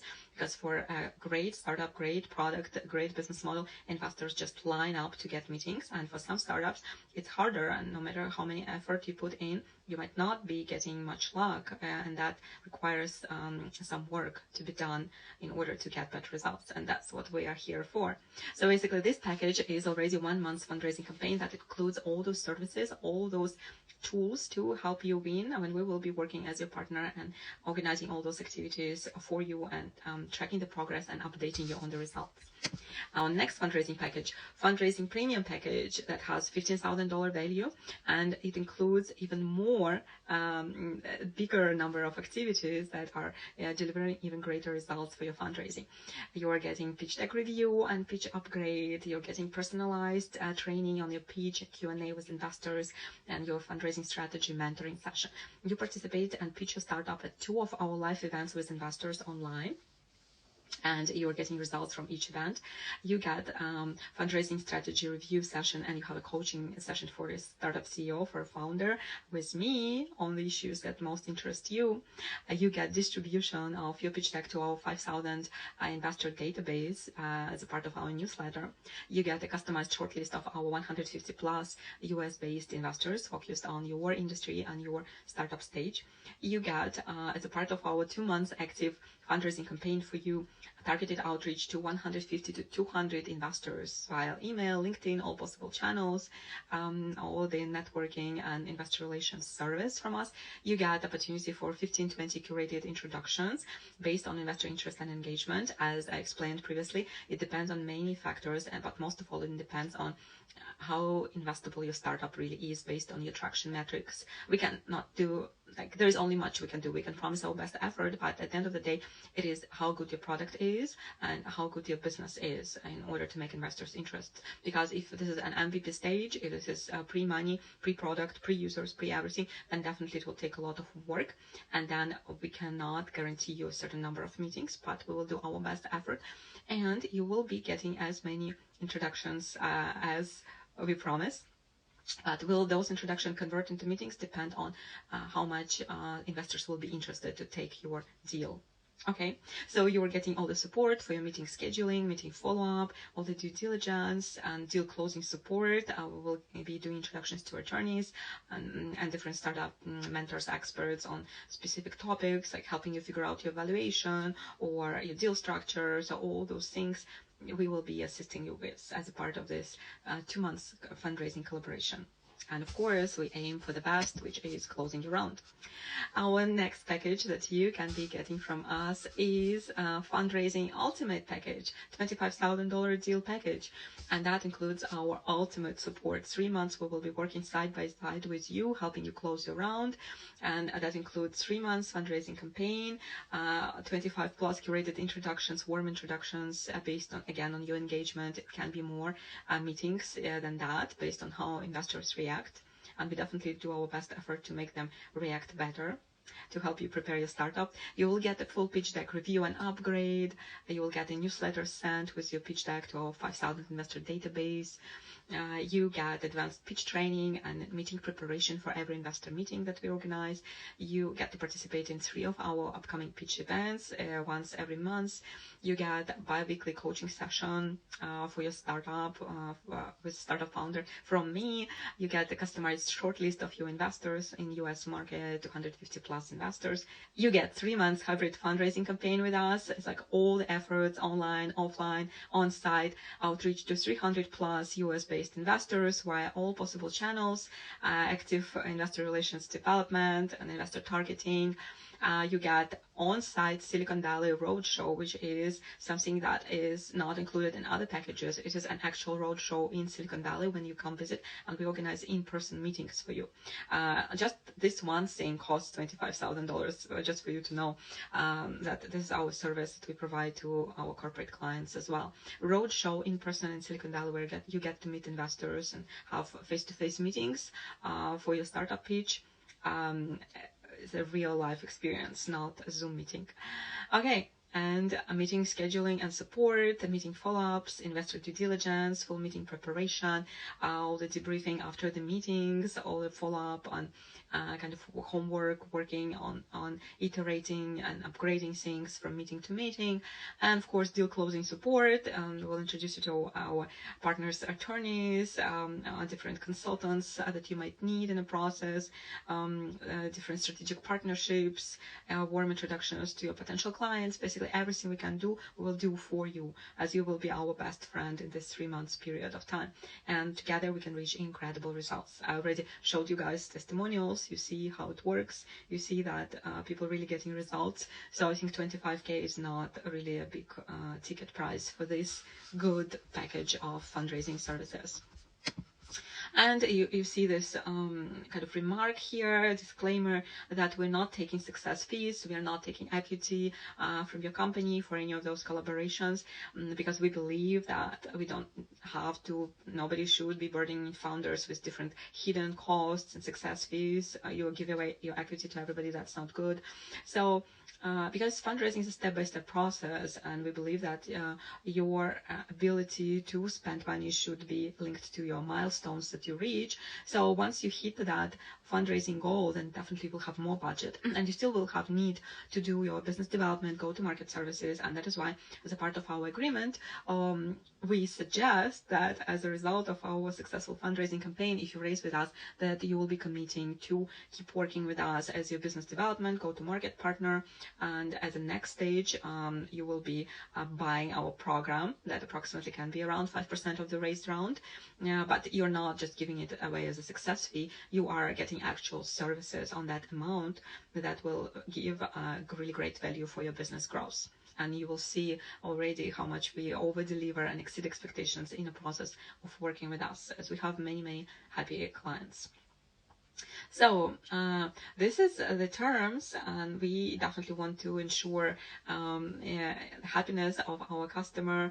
We want to maximize your fundraising momentum. We want to help you achieve faster growth, and we want to ensure that you're really satisfied with the results. We go step by step, and first we do fundraising, and then we do your business development campaign with you. And I can guarantee you will not want to say goodbye to us. That's how much you will like working with us. I promise you that. And here is the best part. You guys are here now for a reason, because today we are giving away this special discount, this special promo code, that in the next 24 hours after this webinar, for everyone who was at this webinar, you are having access to this very exclusive 20% off deal. Available next 24 hours. Go on our website, missiontomarsacademy.fundraising, and choose a package that you would like to book. Enter the promo code ready to raise, and you will get 20% discount for any of those amazing packages. And isn't that a great deal for you? So this is how much you're gonna save. Fundraising boost, instead of $3,500 will be $2,800, $2,800. Fundraising standard package, instead of $10K will be $8K, $2,000 save. Fundraising premium package, instead of $15K will be $12K, which is $3,000 savings. Fundraising ultimate, instead of $25,000, only $20,000. So you are saving $5,000 today by just watching this webinar. Okay, so if you want to take advantage of those opportunities, just go on this, follow the link, Mission to Mars Academy fundraising, book your package, enter the promo code, and get 20% off. Only available during and after this webinar for 24 hours. You can see our contact information, email dealflow@investorpitchlaunch.com. You can see my phone number and text. I recommend not to waste time and just go on the website and book your package right now if you want to take advantage of these amazing deals that we are giving away today. And the beauty is, if you are booking any of these packages in the next 24 hours after this webinar is streamed, you are getting a special 20% discount. Just apply a promo code ready to raise, and you will be able to book your package with 20% discount. If you want to hold your 20% discount price, there is an option to prepay any package, because I can understand for some of you it can be a big amount. You want to ask your questions, you want to sign an agreement. But if you really want to book your offer today and take advantage of the discount, and remember, you're competing with all other viewers who will be watching this webinar. As I mentioned, we only can take a couple of projects at a time, so you want to be fast. In order to book your opportunity to lock your package, you can just pay 10% today to pre-book it. And after you do that, by following the link on the screen, you can see the link, Mission to Mars Academy-fundraising. And you go on that webpage, pre-book your package, and we will hold the price for you until we schedule a call with you and help you complete your registration process. And we can sign some papers with you, help you with your preferred payment method. If you declare your interest today, we will give you additional week to sign all the documentation and get ready to kick off your fundraising campaign in early May. So now, what will happen after you sign up? For those of you who will buy or pre-book your package, your premium package today with partial payment, standard package, premium package, or ultimate package, for 1, 2, or 3 months of fundraising campaign, after you book it on the website, we will reach out to you to schedule a call with you and walk you through the onboarding process. It is an easy website booking link that you will use. We use Square for online payments. It's Square online booking platform. Sometimes it doesn't work in all the locations, in all the countries, depending on where you are. It might work, it might not work for you. If you can't enter your card information online, it doesn't accept your card because it is from another region, then you can just reach out to us and we will send you an invoice and a contract agreement to sign so you can complete your payment in another way. But it is important to declare your interest today and to pre-book in any way. You can send a WhatsApp message, you can send an email, you can go and use that pre-booking link on Mission to Mars Academy-fundraising. So show your action today so we know you're interested, and then we will get back to you to schedule a call and to help you settle. Since 2017, I've helped dozens of startups raise funding and land their investment deals. I've raised over $150 million for startups throughout our different fundraising activities for startups. And while I can't share with you all the specifics of those deals and those projects, we work mostly under NDA. So we will not be disclosing names of specific founders and investors that we work with. It is private information, just like you wouldn't want us to go and talk on every corner about your fundraising process and what you are going through. So you will be taking all the credit for your fundraising campaign. And we will work with you under white label. So there is a confidentiality agreement that is involved that is also making this a safe process for you. And let me tell you, many like silence. On Wall Street, they say those who don't know speak, those who know stay silent. So I already shared with you testimonials. I can put them up on the screen once again. You can read them. You can see those happy stories. And if you just open VC deals on Twitter, on X, it is a Twitter account, you can see updates on how many deals get closed on a weekly basis in Silicon Valley. And I'm always happy when I see familiar names on that list. It just warms my heart. So I see the names of those companies that I feel lucky to be a part of their success story that we helped them raise. And we are very honored to be partners and friends with so many great Silicon Valley legends. And we're always very happy and honored when we get a chance to help new companies become next Silicon Valley legends and alight some new stars. So now let's talk about different alternatives that startup has when looking at your fundraising options. So as an alternative of outsourcing your fundraising campaign to us or to somebody else who can run it for you, you can, of course, choose to go to an accelerator, and that's what many startups aiming to do. But let me tell you the ugly truth about accelerators. Accelerators won't solve all your problems. They will, first of all, take your equity for just being their member. You already give a percentage of your company to them. And in exchange, they will just give you access to their community perks, to their space, to their network of founders, who are, by the way, your competitors competing for the same investors at your demo day. You don't need to think that accelerator will personally be taking care of your startup, babysit your startup, and take your hand and walk with you to every investor and help you do your fundraising. Accelerator has dozens and sometimes hundreds of startups in their batch. They won't focus their attention on your startup specifically. So they will not have this client-centric personalized approach like we do. And by the way, Accelerator does not give you any promise of bringing you any funding. All they give you is a chance to compete at that demo day at the end with other startups for the same investors' attention. So that's pretty much it, what you will be getting from an accelerator. They will not be signing a contract with you like us and committing to deliver 20 different fundraising activities to you with deadlines, with services description. So they will not actually help you raise your round. Most of the time you are on your own. Accelerators also play a numbers game. What they do is they are getting a basket of lottery tickets. And then if one of those tickets wins, then it will pay off Accelerator's investment and spending on all those other tickets, other startups in the batch. So it will pay with just one exit of one startup, but then they will not care about everybody else. It will be just a waste. So Accelerator will not be prioritizing you over other startup, like what we will do if you are our client. Only 5% of those who graduate from accelerators actually get funded while they are in accelerator. Did you know that? Accelerator will provide you with some mentors, with access to their community of founders, some chat groups, but overall, you're still on your own. These people can hear something about, free perks at some accelerator, like Y Combinator is giving away some free stuff to startups. And they don't even know much about it. They just assume that those opportunities are available for everyone and that every startup can come and get those opportunities for free. But no, actually, in order to get into YC, you need to be top 1% of startup food chain. And you still won't be getting anything for free because you're giving away your equity. Your company's equity, and you still will be paying all the relocation costs and living costs while you're there. So people just get hypnotized sometimes by the fancy names of those big accelerators, and they assume that you can just blindly trust those people with your company's future because they have a big name, and they will never screw you over, because they are too big and too well known. But things actually are exactly the opposite, I will tell you. And we hear all kinds of stories here with all kinds of outcomes, and I hear those stories from the founders firsthand. Many of you, for some reason, believe that once you step your foot in the door of that accelerator, all your problems will be magically gone, and you will be able to relax and just enjoy life. But no, that's not how it will be happening in reality. And then don't complain to me when those investors will going to kick you out from your company, from the board of your company that you founded, the very investors that you selected and invited.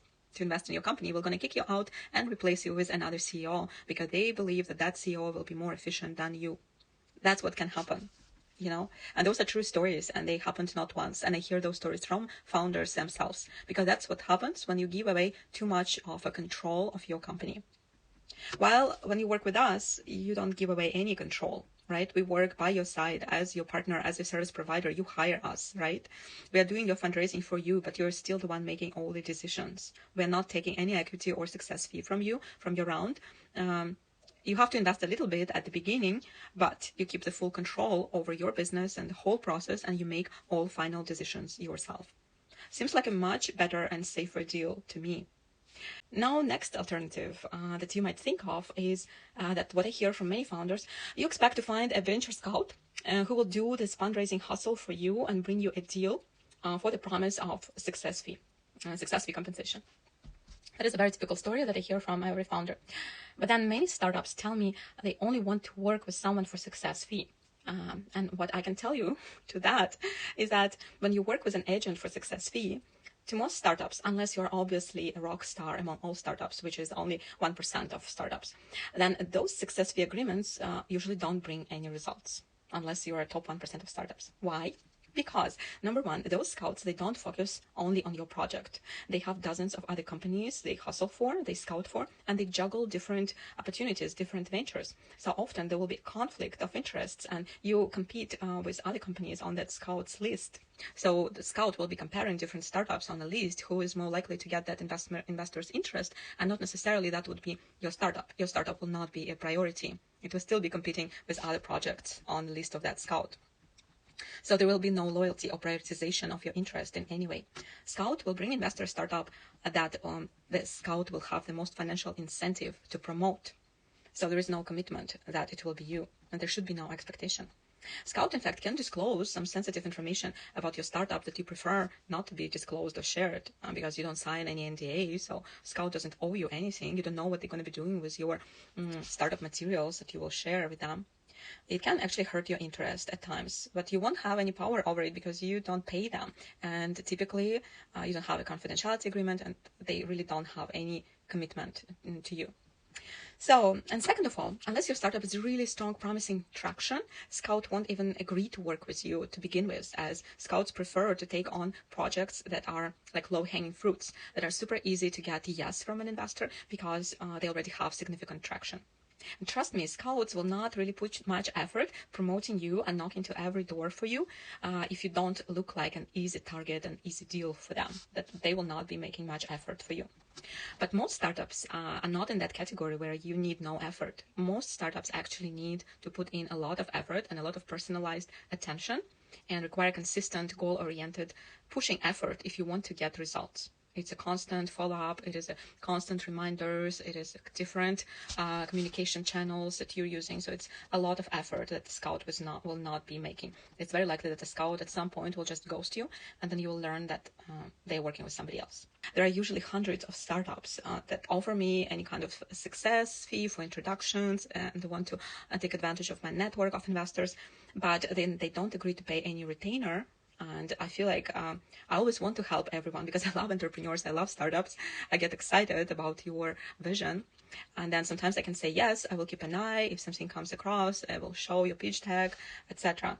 But then it actually never works this way because I never have time to think about your startup. Out of hundreds of startups that come to me every day, all the fundraising activities that we have, it's like I have too much on my plate. Too much is going on. So unless you are a paying client of mine, and then you become my priority, unless you are in that category, I won't be able to allocate any special time and attention or even my headspace to you to think about your potential investors, who can be a good investor for you. And then you still need to contact a bunch of investors. You need to make a huge effort of building that list, that funnel of investors. And investors are not the easiest people to get a hold of. So because as a business person, you understand it takes to build this whole funnel and to work the funnel. And in order to get one yes, you still need to contact 100 people. That is a lot of hustle. So, and that's exactly why this time needs to be paid. And logically, I'm not doing all that work on your behalf to benefit your startup for free, right? Because I also have bills to pay. And if you're telling me that you're not ready to invest your own resources in reaching your own goals and putting your skin in the game, then why should I do it? Because my time also costs money. Now I have a small team of people who help me to do fundraising, but as you can imagine, those investor relation activities are not the ones that can be easily outsourced. So most of those interactions require my personal communication via my personal channels, and it can't be delegated. So when you are booking our fundraising services, you are hiring a team of people, including myself, to work for you and for your fundraising campaign. It is not something that can be automated and scaled. I hope you understand that. So in this case, when I was speaking about large accelerators or individual scouts, having a small company is actually beneficial because investor relations require personal human touch and personal attention, as opposed to those soulless AI automation, marketing automation, etc. Fundraising is an art of matchmaking. It often goes down to your personal brand and your personal relationships with investors. I have 27,000 LinkedIn connections and over 15,000 investors on the mailing list, and that includes pretty much every investor in the United States. And we constantly update our investor databases. We build new connections with investors all the time.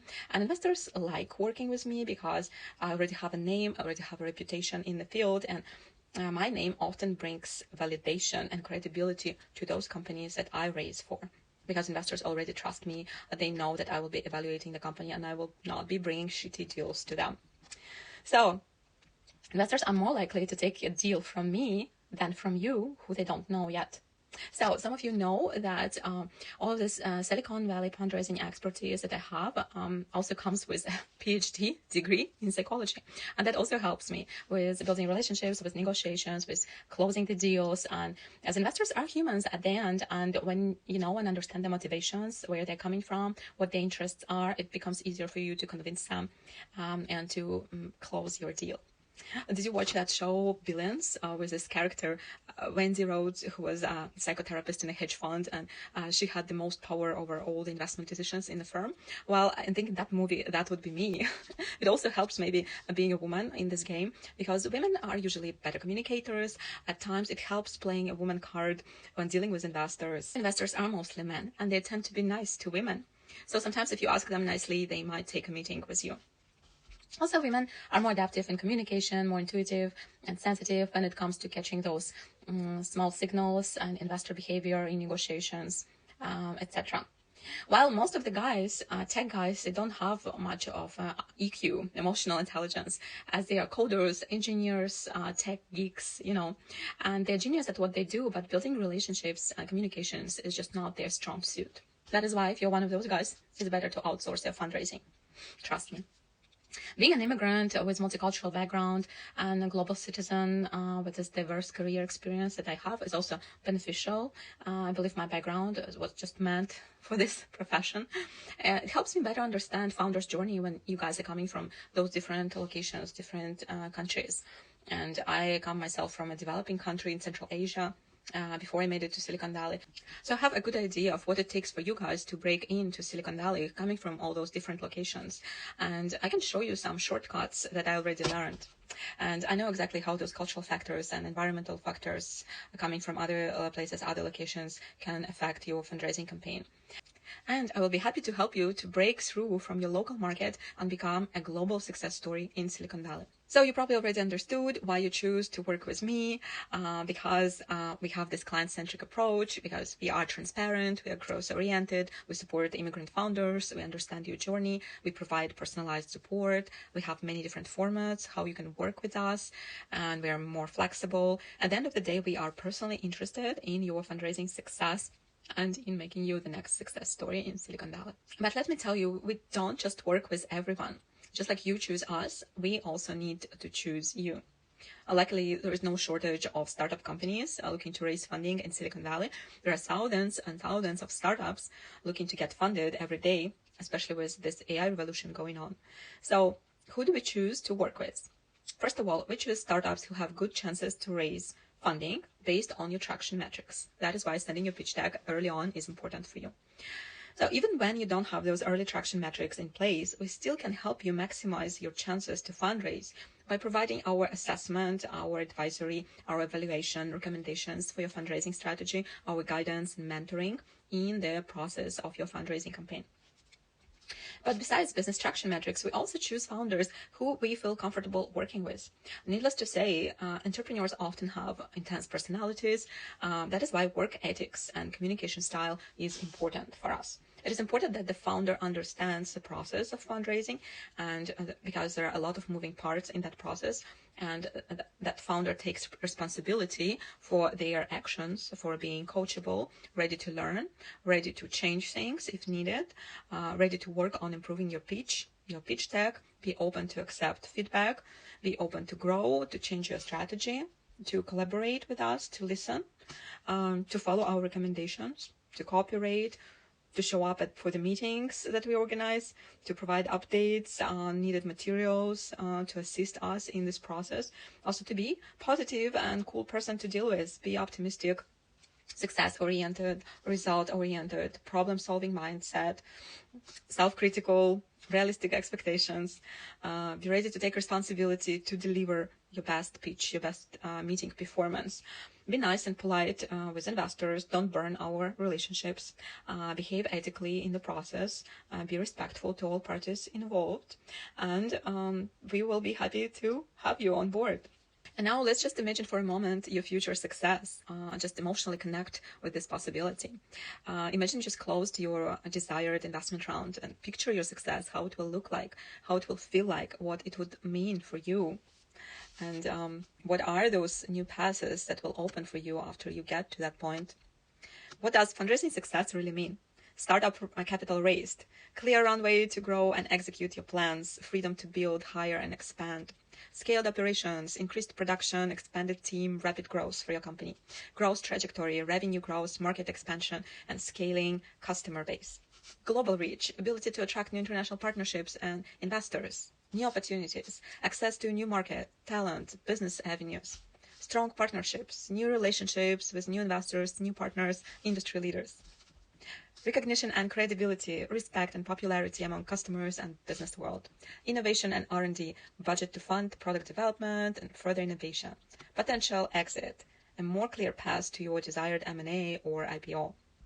Doesn't that sound nice to just imagine how life can change for you?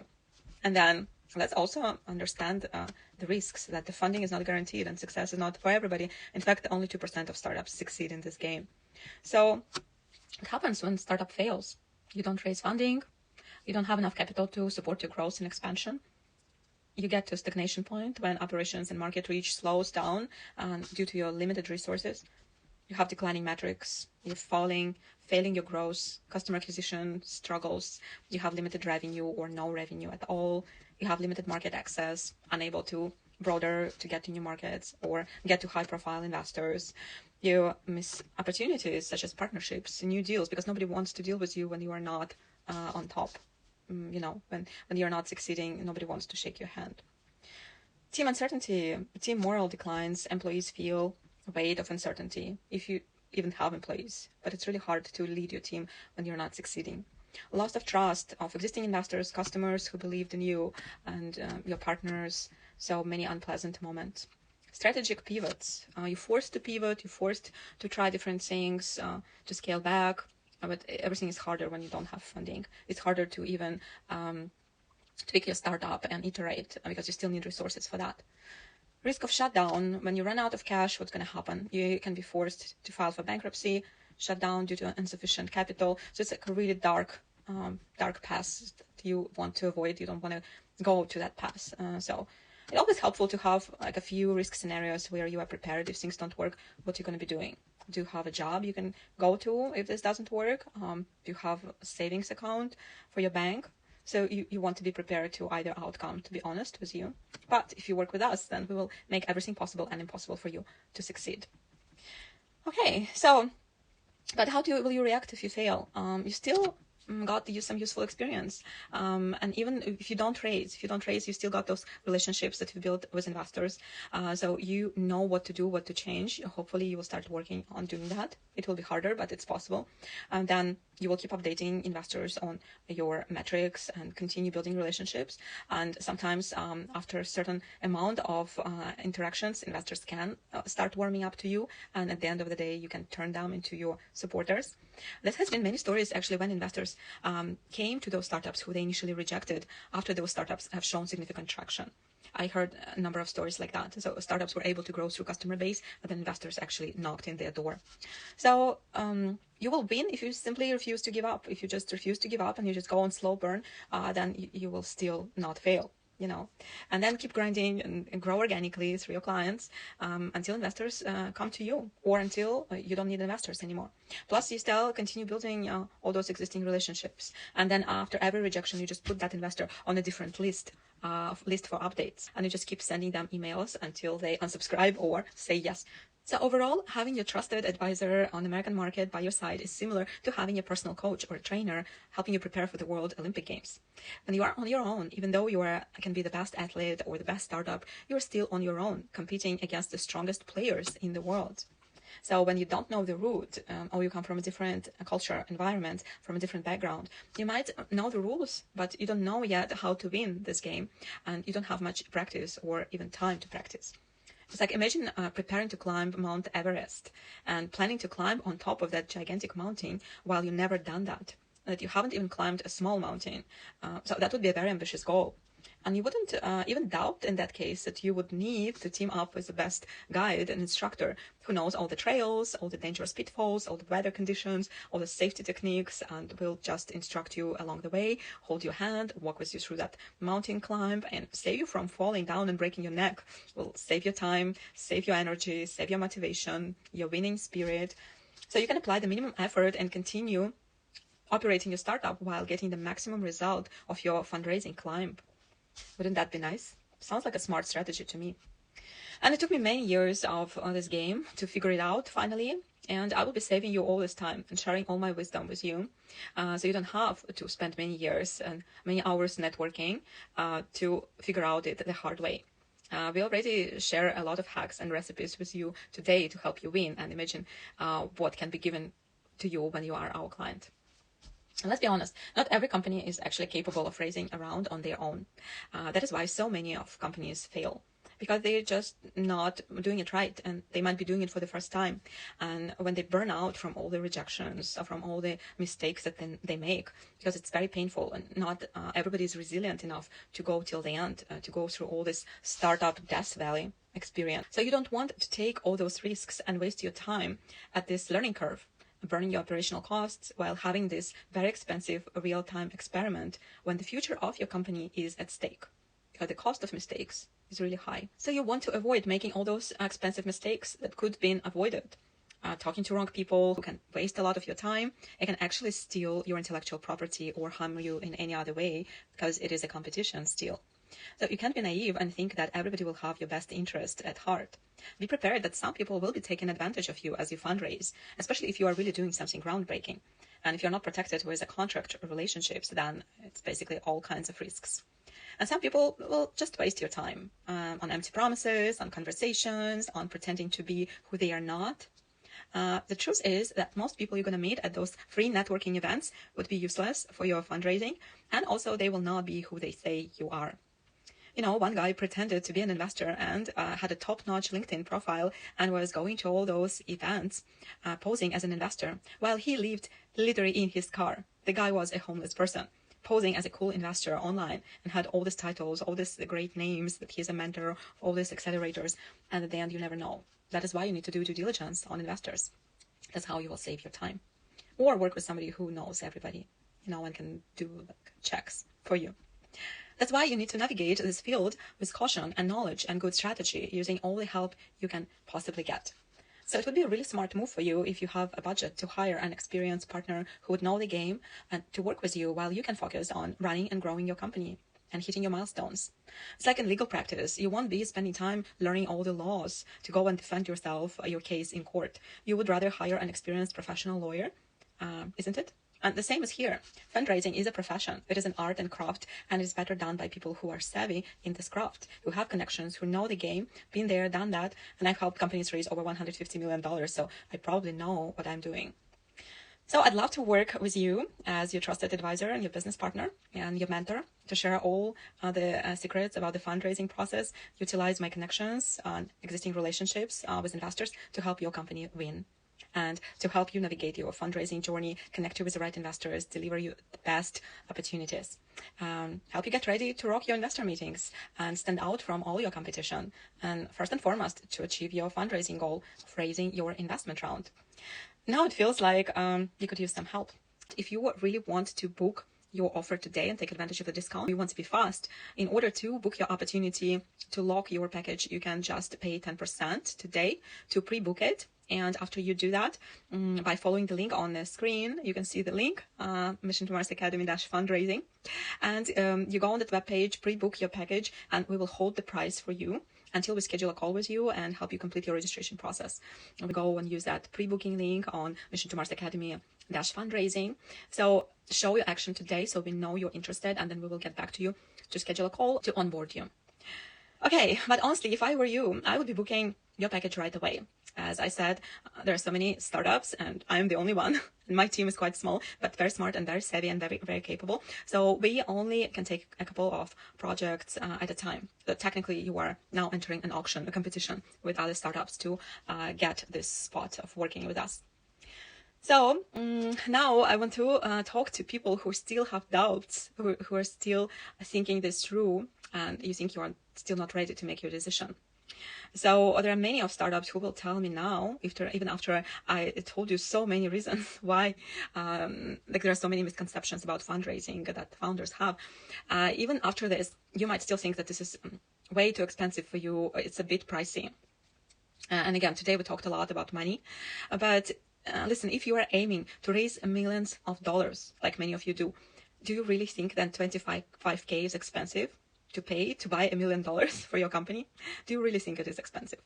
So when you don't give away your equity or success fee, and yes, you commit to buy some services from us at the end after you succeed, but you're not giving away anything for free. You are still getting value.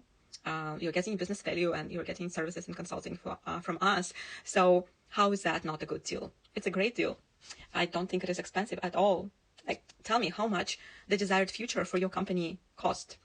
How much your future cost? The vision that you have for your company today, how much does it cost? Does it have a monetary value? How much are you ready to pay to achieve it? I think it's pretty reasonably to have a team of professionals working with you side by side for a whole fundraising season, fundraising campaign, and having so many activities, like a list of 20 different activities to help you reach your fundraising goals with maximum result and exceed your expectations. I think it totally makes sense. If you expect others to believe in you and invest in your startup and work with you, then you should be investing in your startup first, yourself, and hire the right people to work with you to help you, to strengthen your team, to help you win. By the way, some of you will really be going on vacations this summer, isn't it? And spending all this money on your vacation instead of actually investing it in your company as you should be. And you will not even double think it. Am I right? I hope you understand the difference between spending and investing in your business. And if you don't have budget today and you've chosen do-it-yourself package, fundraising boost package with us here today, it will still give you lots of value. It will give you a great push. It will equip you with the tools you need to help you reach your goals with your team on your own terms and with your own rhythm. So it is a very good value that you are getting, and it will be very helpful for your fundraising. I can guarantee you that. Our standard, premium, and ultimate fundraising packages are most likely for more mature startups that already have some revenue, that have some traction on the local market, perhaps have some proof of concept, but need a trusted partner to go to market in the United States and close around in the United States. So we'd be happy to share with you our connections, our relationships with our investor network. Now, if you've never done this before, and it's like, never using an elevator and only using stairs to go up, right? Or you never tried doing anything for the first time. So first time can be really scary if you haven't done it before. But what I can tell you as a doctor of psychology, in fact, that fear is an absolutely normal reaction when you're trying something new, when you're going out of your comfort zone, when you are growing. You're constantly feeling fear or some discomfort when you are stepping out of your comfort zone. It is a signal of growth. It is a positive signal because you're expanding through your borders. You're getting to a new level. Sometimes it might feel like you're not completely ready for a big decision like that.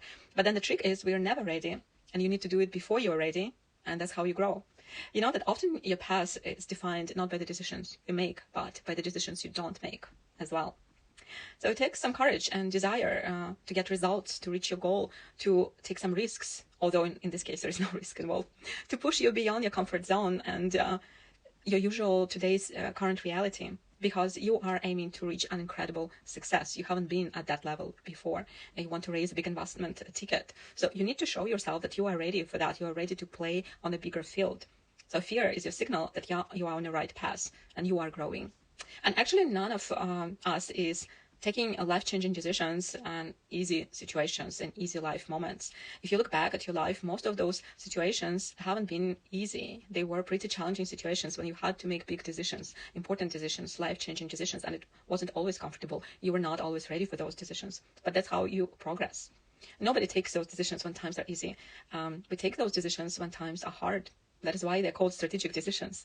And there's no better time to make a decision like that than right now. If you're still here on this call, that means this is your time to act. At the end of it, you're not just spending your budget onto something you don't need. You're actually investing in your company's future, in your growth, and you're buying a really working solution to save you from the most painful problem, your fundraising, which just basically means survival and a new life for your startup. It's actually in those moments when our clients are in the worst pain, they appreciate us the most, and they're giving us the best testimonials because we saved them from collapsing. We saved their business from falling. So if you were to buy any of these packages now and money wasn't a problem for you, which one would you guys choose?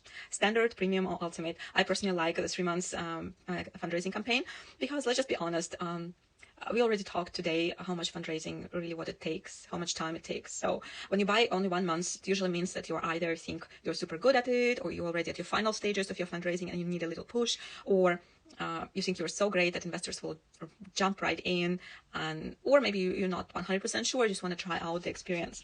But even if you're getting 1 month of fundraising, you will be getting a lot of value from it and a really good investment traction and outreach, and you will learn so much from us, from this collaboration. So now some of you will tell me that you need time to think, right? It's a very typical story. And I will tell you, no, you don't need time to think. You already know that you need it. You know what your goal is, that you need your investment round to be closed. This is your goal.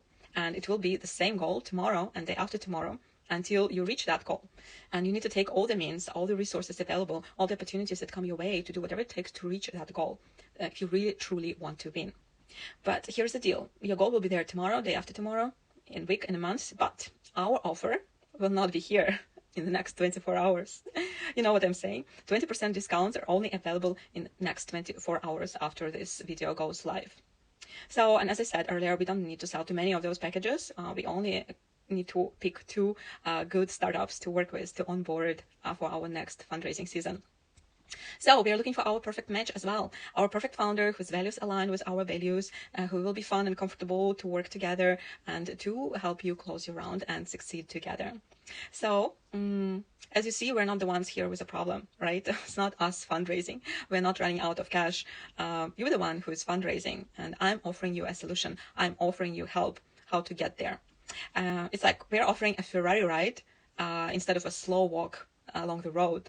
Will you take the ride on a sport car, on a fancy sport car, or will you prefer keep walking on your feet? That walk will be very slow and exhausting, I can guarantee you.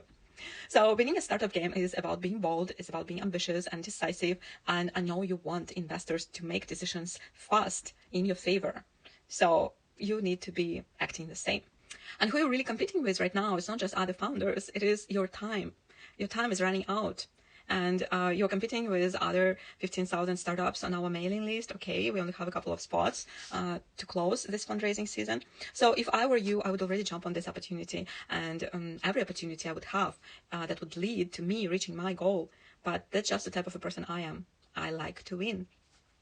The next thing I might hear from you, as I hear it very often from founders, is that, oh, I need to consult with my team before I make this decision. And One thing is that when your team are your co-founders, when they have equity in your business, but then when it's just your friends, and they don't even have any skin in the game, they're not the ones building your company, they're not the ones funding your startup, they're not the ones taking all the risks for you, but they're really good at giving their opinion and free advice to you about how you should run your company. They're not the ones paying your bills, right, and burning their money. So my point is that as your company leader, you need to be able to make strategic decisions about the future of your company and take authority and take responsibility. Because when you engage in those consultations with some external parties, they will always be talking you out of spending your money, right? Because they're not the ones taking responsibility for your company and for your company's failure at the end. And all they're offering is their free, subjective, uninformed opinion or advice. You don't want to get an advice like that from someone who hasn't been on this call, who doesn't have all the information, and who has no idea what we're talking about here. Because if you listen to those advisors, they will be just telling you that you shouldn't be paying anything to anybody and just sit and wait when Sequoia Capital will come your way and knock in your door with an offer, with a term sheet. But guess what? That's not happening, right? We all know that. So what I'm trying to say here is that you have to think for yourself. And do not take advice from all those people who are not paying your bills, who do not have their skin in your game, and don't let them talk you out of your opportunities to grow and to level up your fundraising and to maximize your chances to succeed. Especially do not take advice from those people who are not very well informed on this matter. At this point, you are the one receiving all the information, being on this meeting with me right now, and I'm the source of the information. And that other person you will talk to will not have all this information, and all they can give you is their uninformed opinion, and advice that would be based on their past negative experience that has nothing to do with your story. So those experiences are very different for each person. So you rather keep your important decisions for yourself and keep your money moves for yourself and trust your own judgment. As a company leader, you should be able to do it. You can share your big win with your friends and your surrounding at the end after you win. And when they ask you how you did it, then you will tell them that you were very smart and very strategic about making great decisions and picking the right fundraising partners.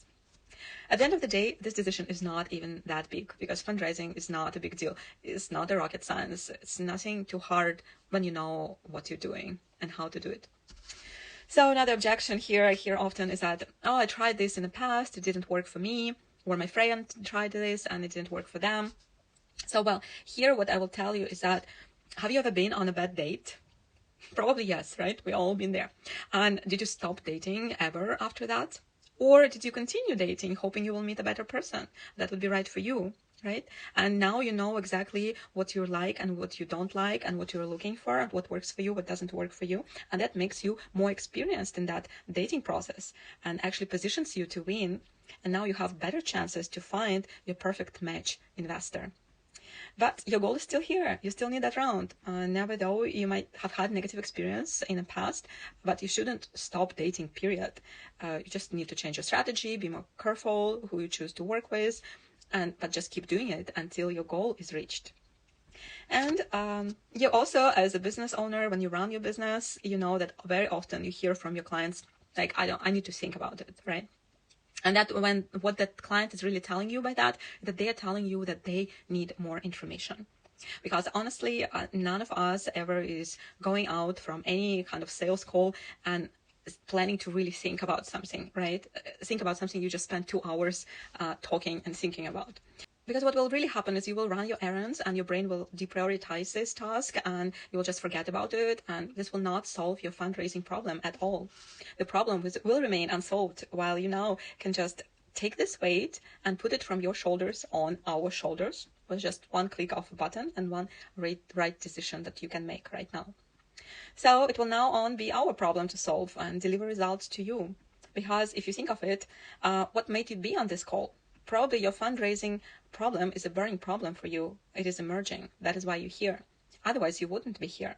And if you're still here, that means that this problem is really important for you, that you really want it to be solved. And I'm just offering you a solution. So if you are one of those people who need more information, then I've given you already lots of information, and I will give you more information about how we work, what fundraising services are included, how the process will look like, We can have a call with you and we will walk you through the process and onboard you and answer on all your questions, so you can trust that our processes and procedures are very transparent. Once you sign up, we will be having this whole process set up for you and our weekly calls and collaboration project management system, and everything is already thought through. So it's a whole program that we've prepared that you will be joining, and we will be driving your fundraising campaign for you. And we will be communicating with you almost every day and working together with you and your team to help you raise and close your round. So if you have additional questions, you need more information, you can send me that WhatsApp text or call us, schedule a call with us. You have all the contacts here on the screen. You see email, you see my phone number. Reach out and we will give you more information. What also is important is that we're looking for the right match for us. And as I explained earlier, the process requires mutual sympathy and alignment of matching values. I shared with you about our principles of work and ethical standards. So you feel that resonates with you. And if you like me, you like us, then we would like to work with you. And if you feel our styles of work and our approaches match, then it's great. We would love to hear from you, because collaboration is mutual understanding, and it would be an important aspect of the process that we are on the same page on many questions. So we would like to work with decisive founders who commit to their goals and who have problem-solving mindset and who are eager to win and succeed, just like we do. And then there are other founders who are always uncertain, they always doubt, and nobody ever heard of them, by the way, raising any kind of investment round. All they do is complain, and they find who to be blamed instead of taking action. So after this call, you can either choose to be the founder who is rejecting the opportunity that is coming your way and who stays at the same place after you actually already invested 2 hours of your time, but you didn't follow through the opportunity, and your life will not change after this call. Or you can be a founder who understands the value of this investment, who sees the opportunity, who makes a strategic, growth-oriented decision, and who will change their life already tomorrow. Because we will step into a transformative, exciting, and life-changing journey with you. And you will jump in on this fast-moving fundraising train that is departing already in the next 24 hours, that will take you to your dream investor who is already waiting for you with a check in their hand. I really like this visual. So it's up to you to decide which type of founder do you want to be. And even if you are making small steps towards your goal today, that is great too. If you're booking our fundraising boost package today, it's great because you are getting lots of value. You can use all those tools in that package to accelerate your fundraising journey and make sure you are very well prepared and positioned to win. With all those pitch training, fundraising strategy sessions, investor outreach emails, your pitch deck template, investor email template, investor email lists, participating in our pitch event, all those things will really work for you and maximize your chances to raise a round. And remember, what you're really buying here is you're buying not just a list of services or some fun time with us. You are buying the future success story of your company, of your business. You're buying extra chances to get your round closed, to meet with the right investors, to scale to US market, to expand your team, to build a great product, to make your impact to this world, to change the world with your company, to make all your clients happy, to change their lives to the better. That's what you're really buying here. You're buying the future of your company, your American dream, and your company's great future in America. And all of that while enjoying the process and having lots of fun along the way. You're putting all your fundraising stress on someone else's shoulders, while you can focus on what's really important for you, which is building your business and building your company. Okay, that's all, guys. And now you can choose your package and join us right now. We will have this very special promo code that you can see on the screen, active now, ready to raise. It will be available for the next 24 hours after this webinar is going live. You go to our website, Mission to Mars Academy-fundraising, and take advantage of the best prices and the best discounts available today and make a huge quantum jump towards the success of your fundraising campaign already tomorrow. So I hope you don't miss out on this opportunity.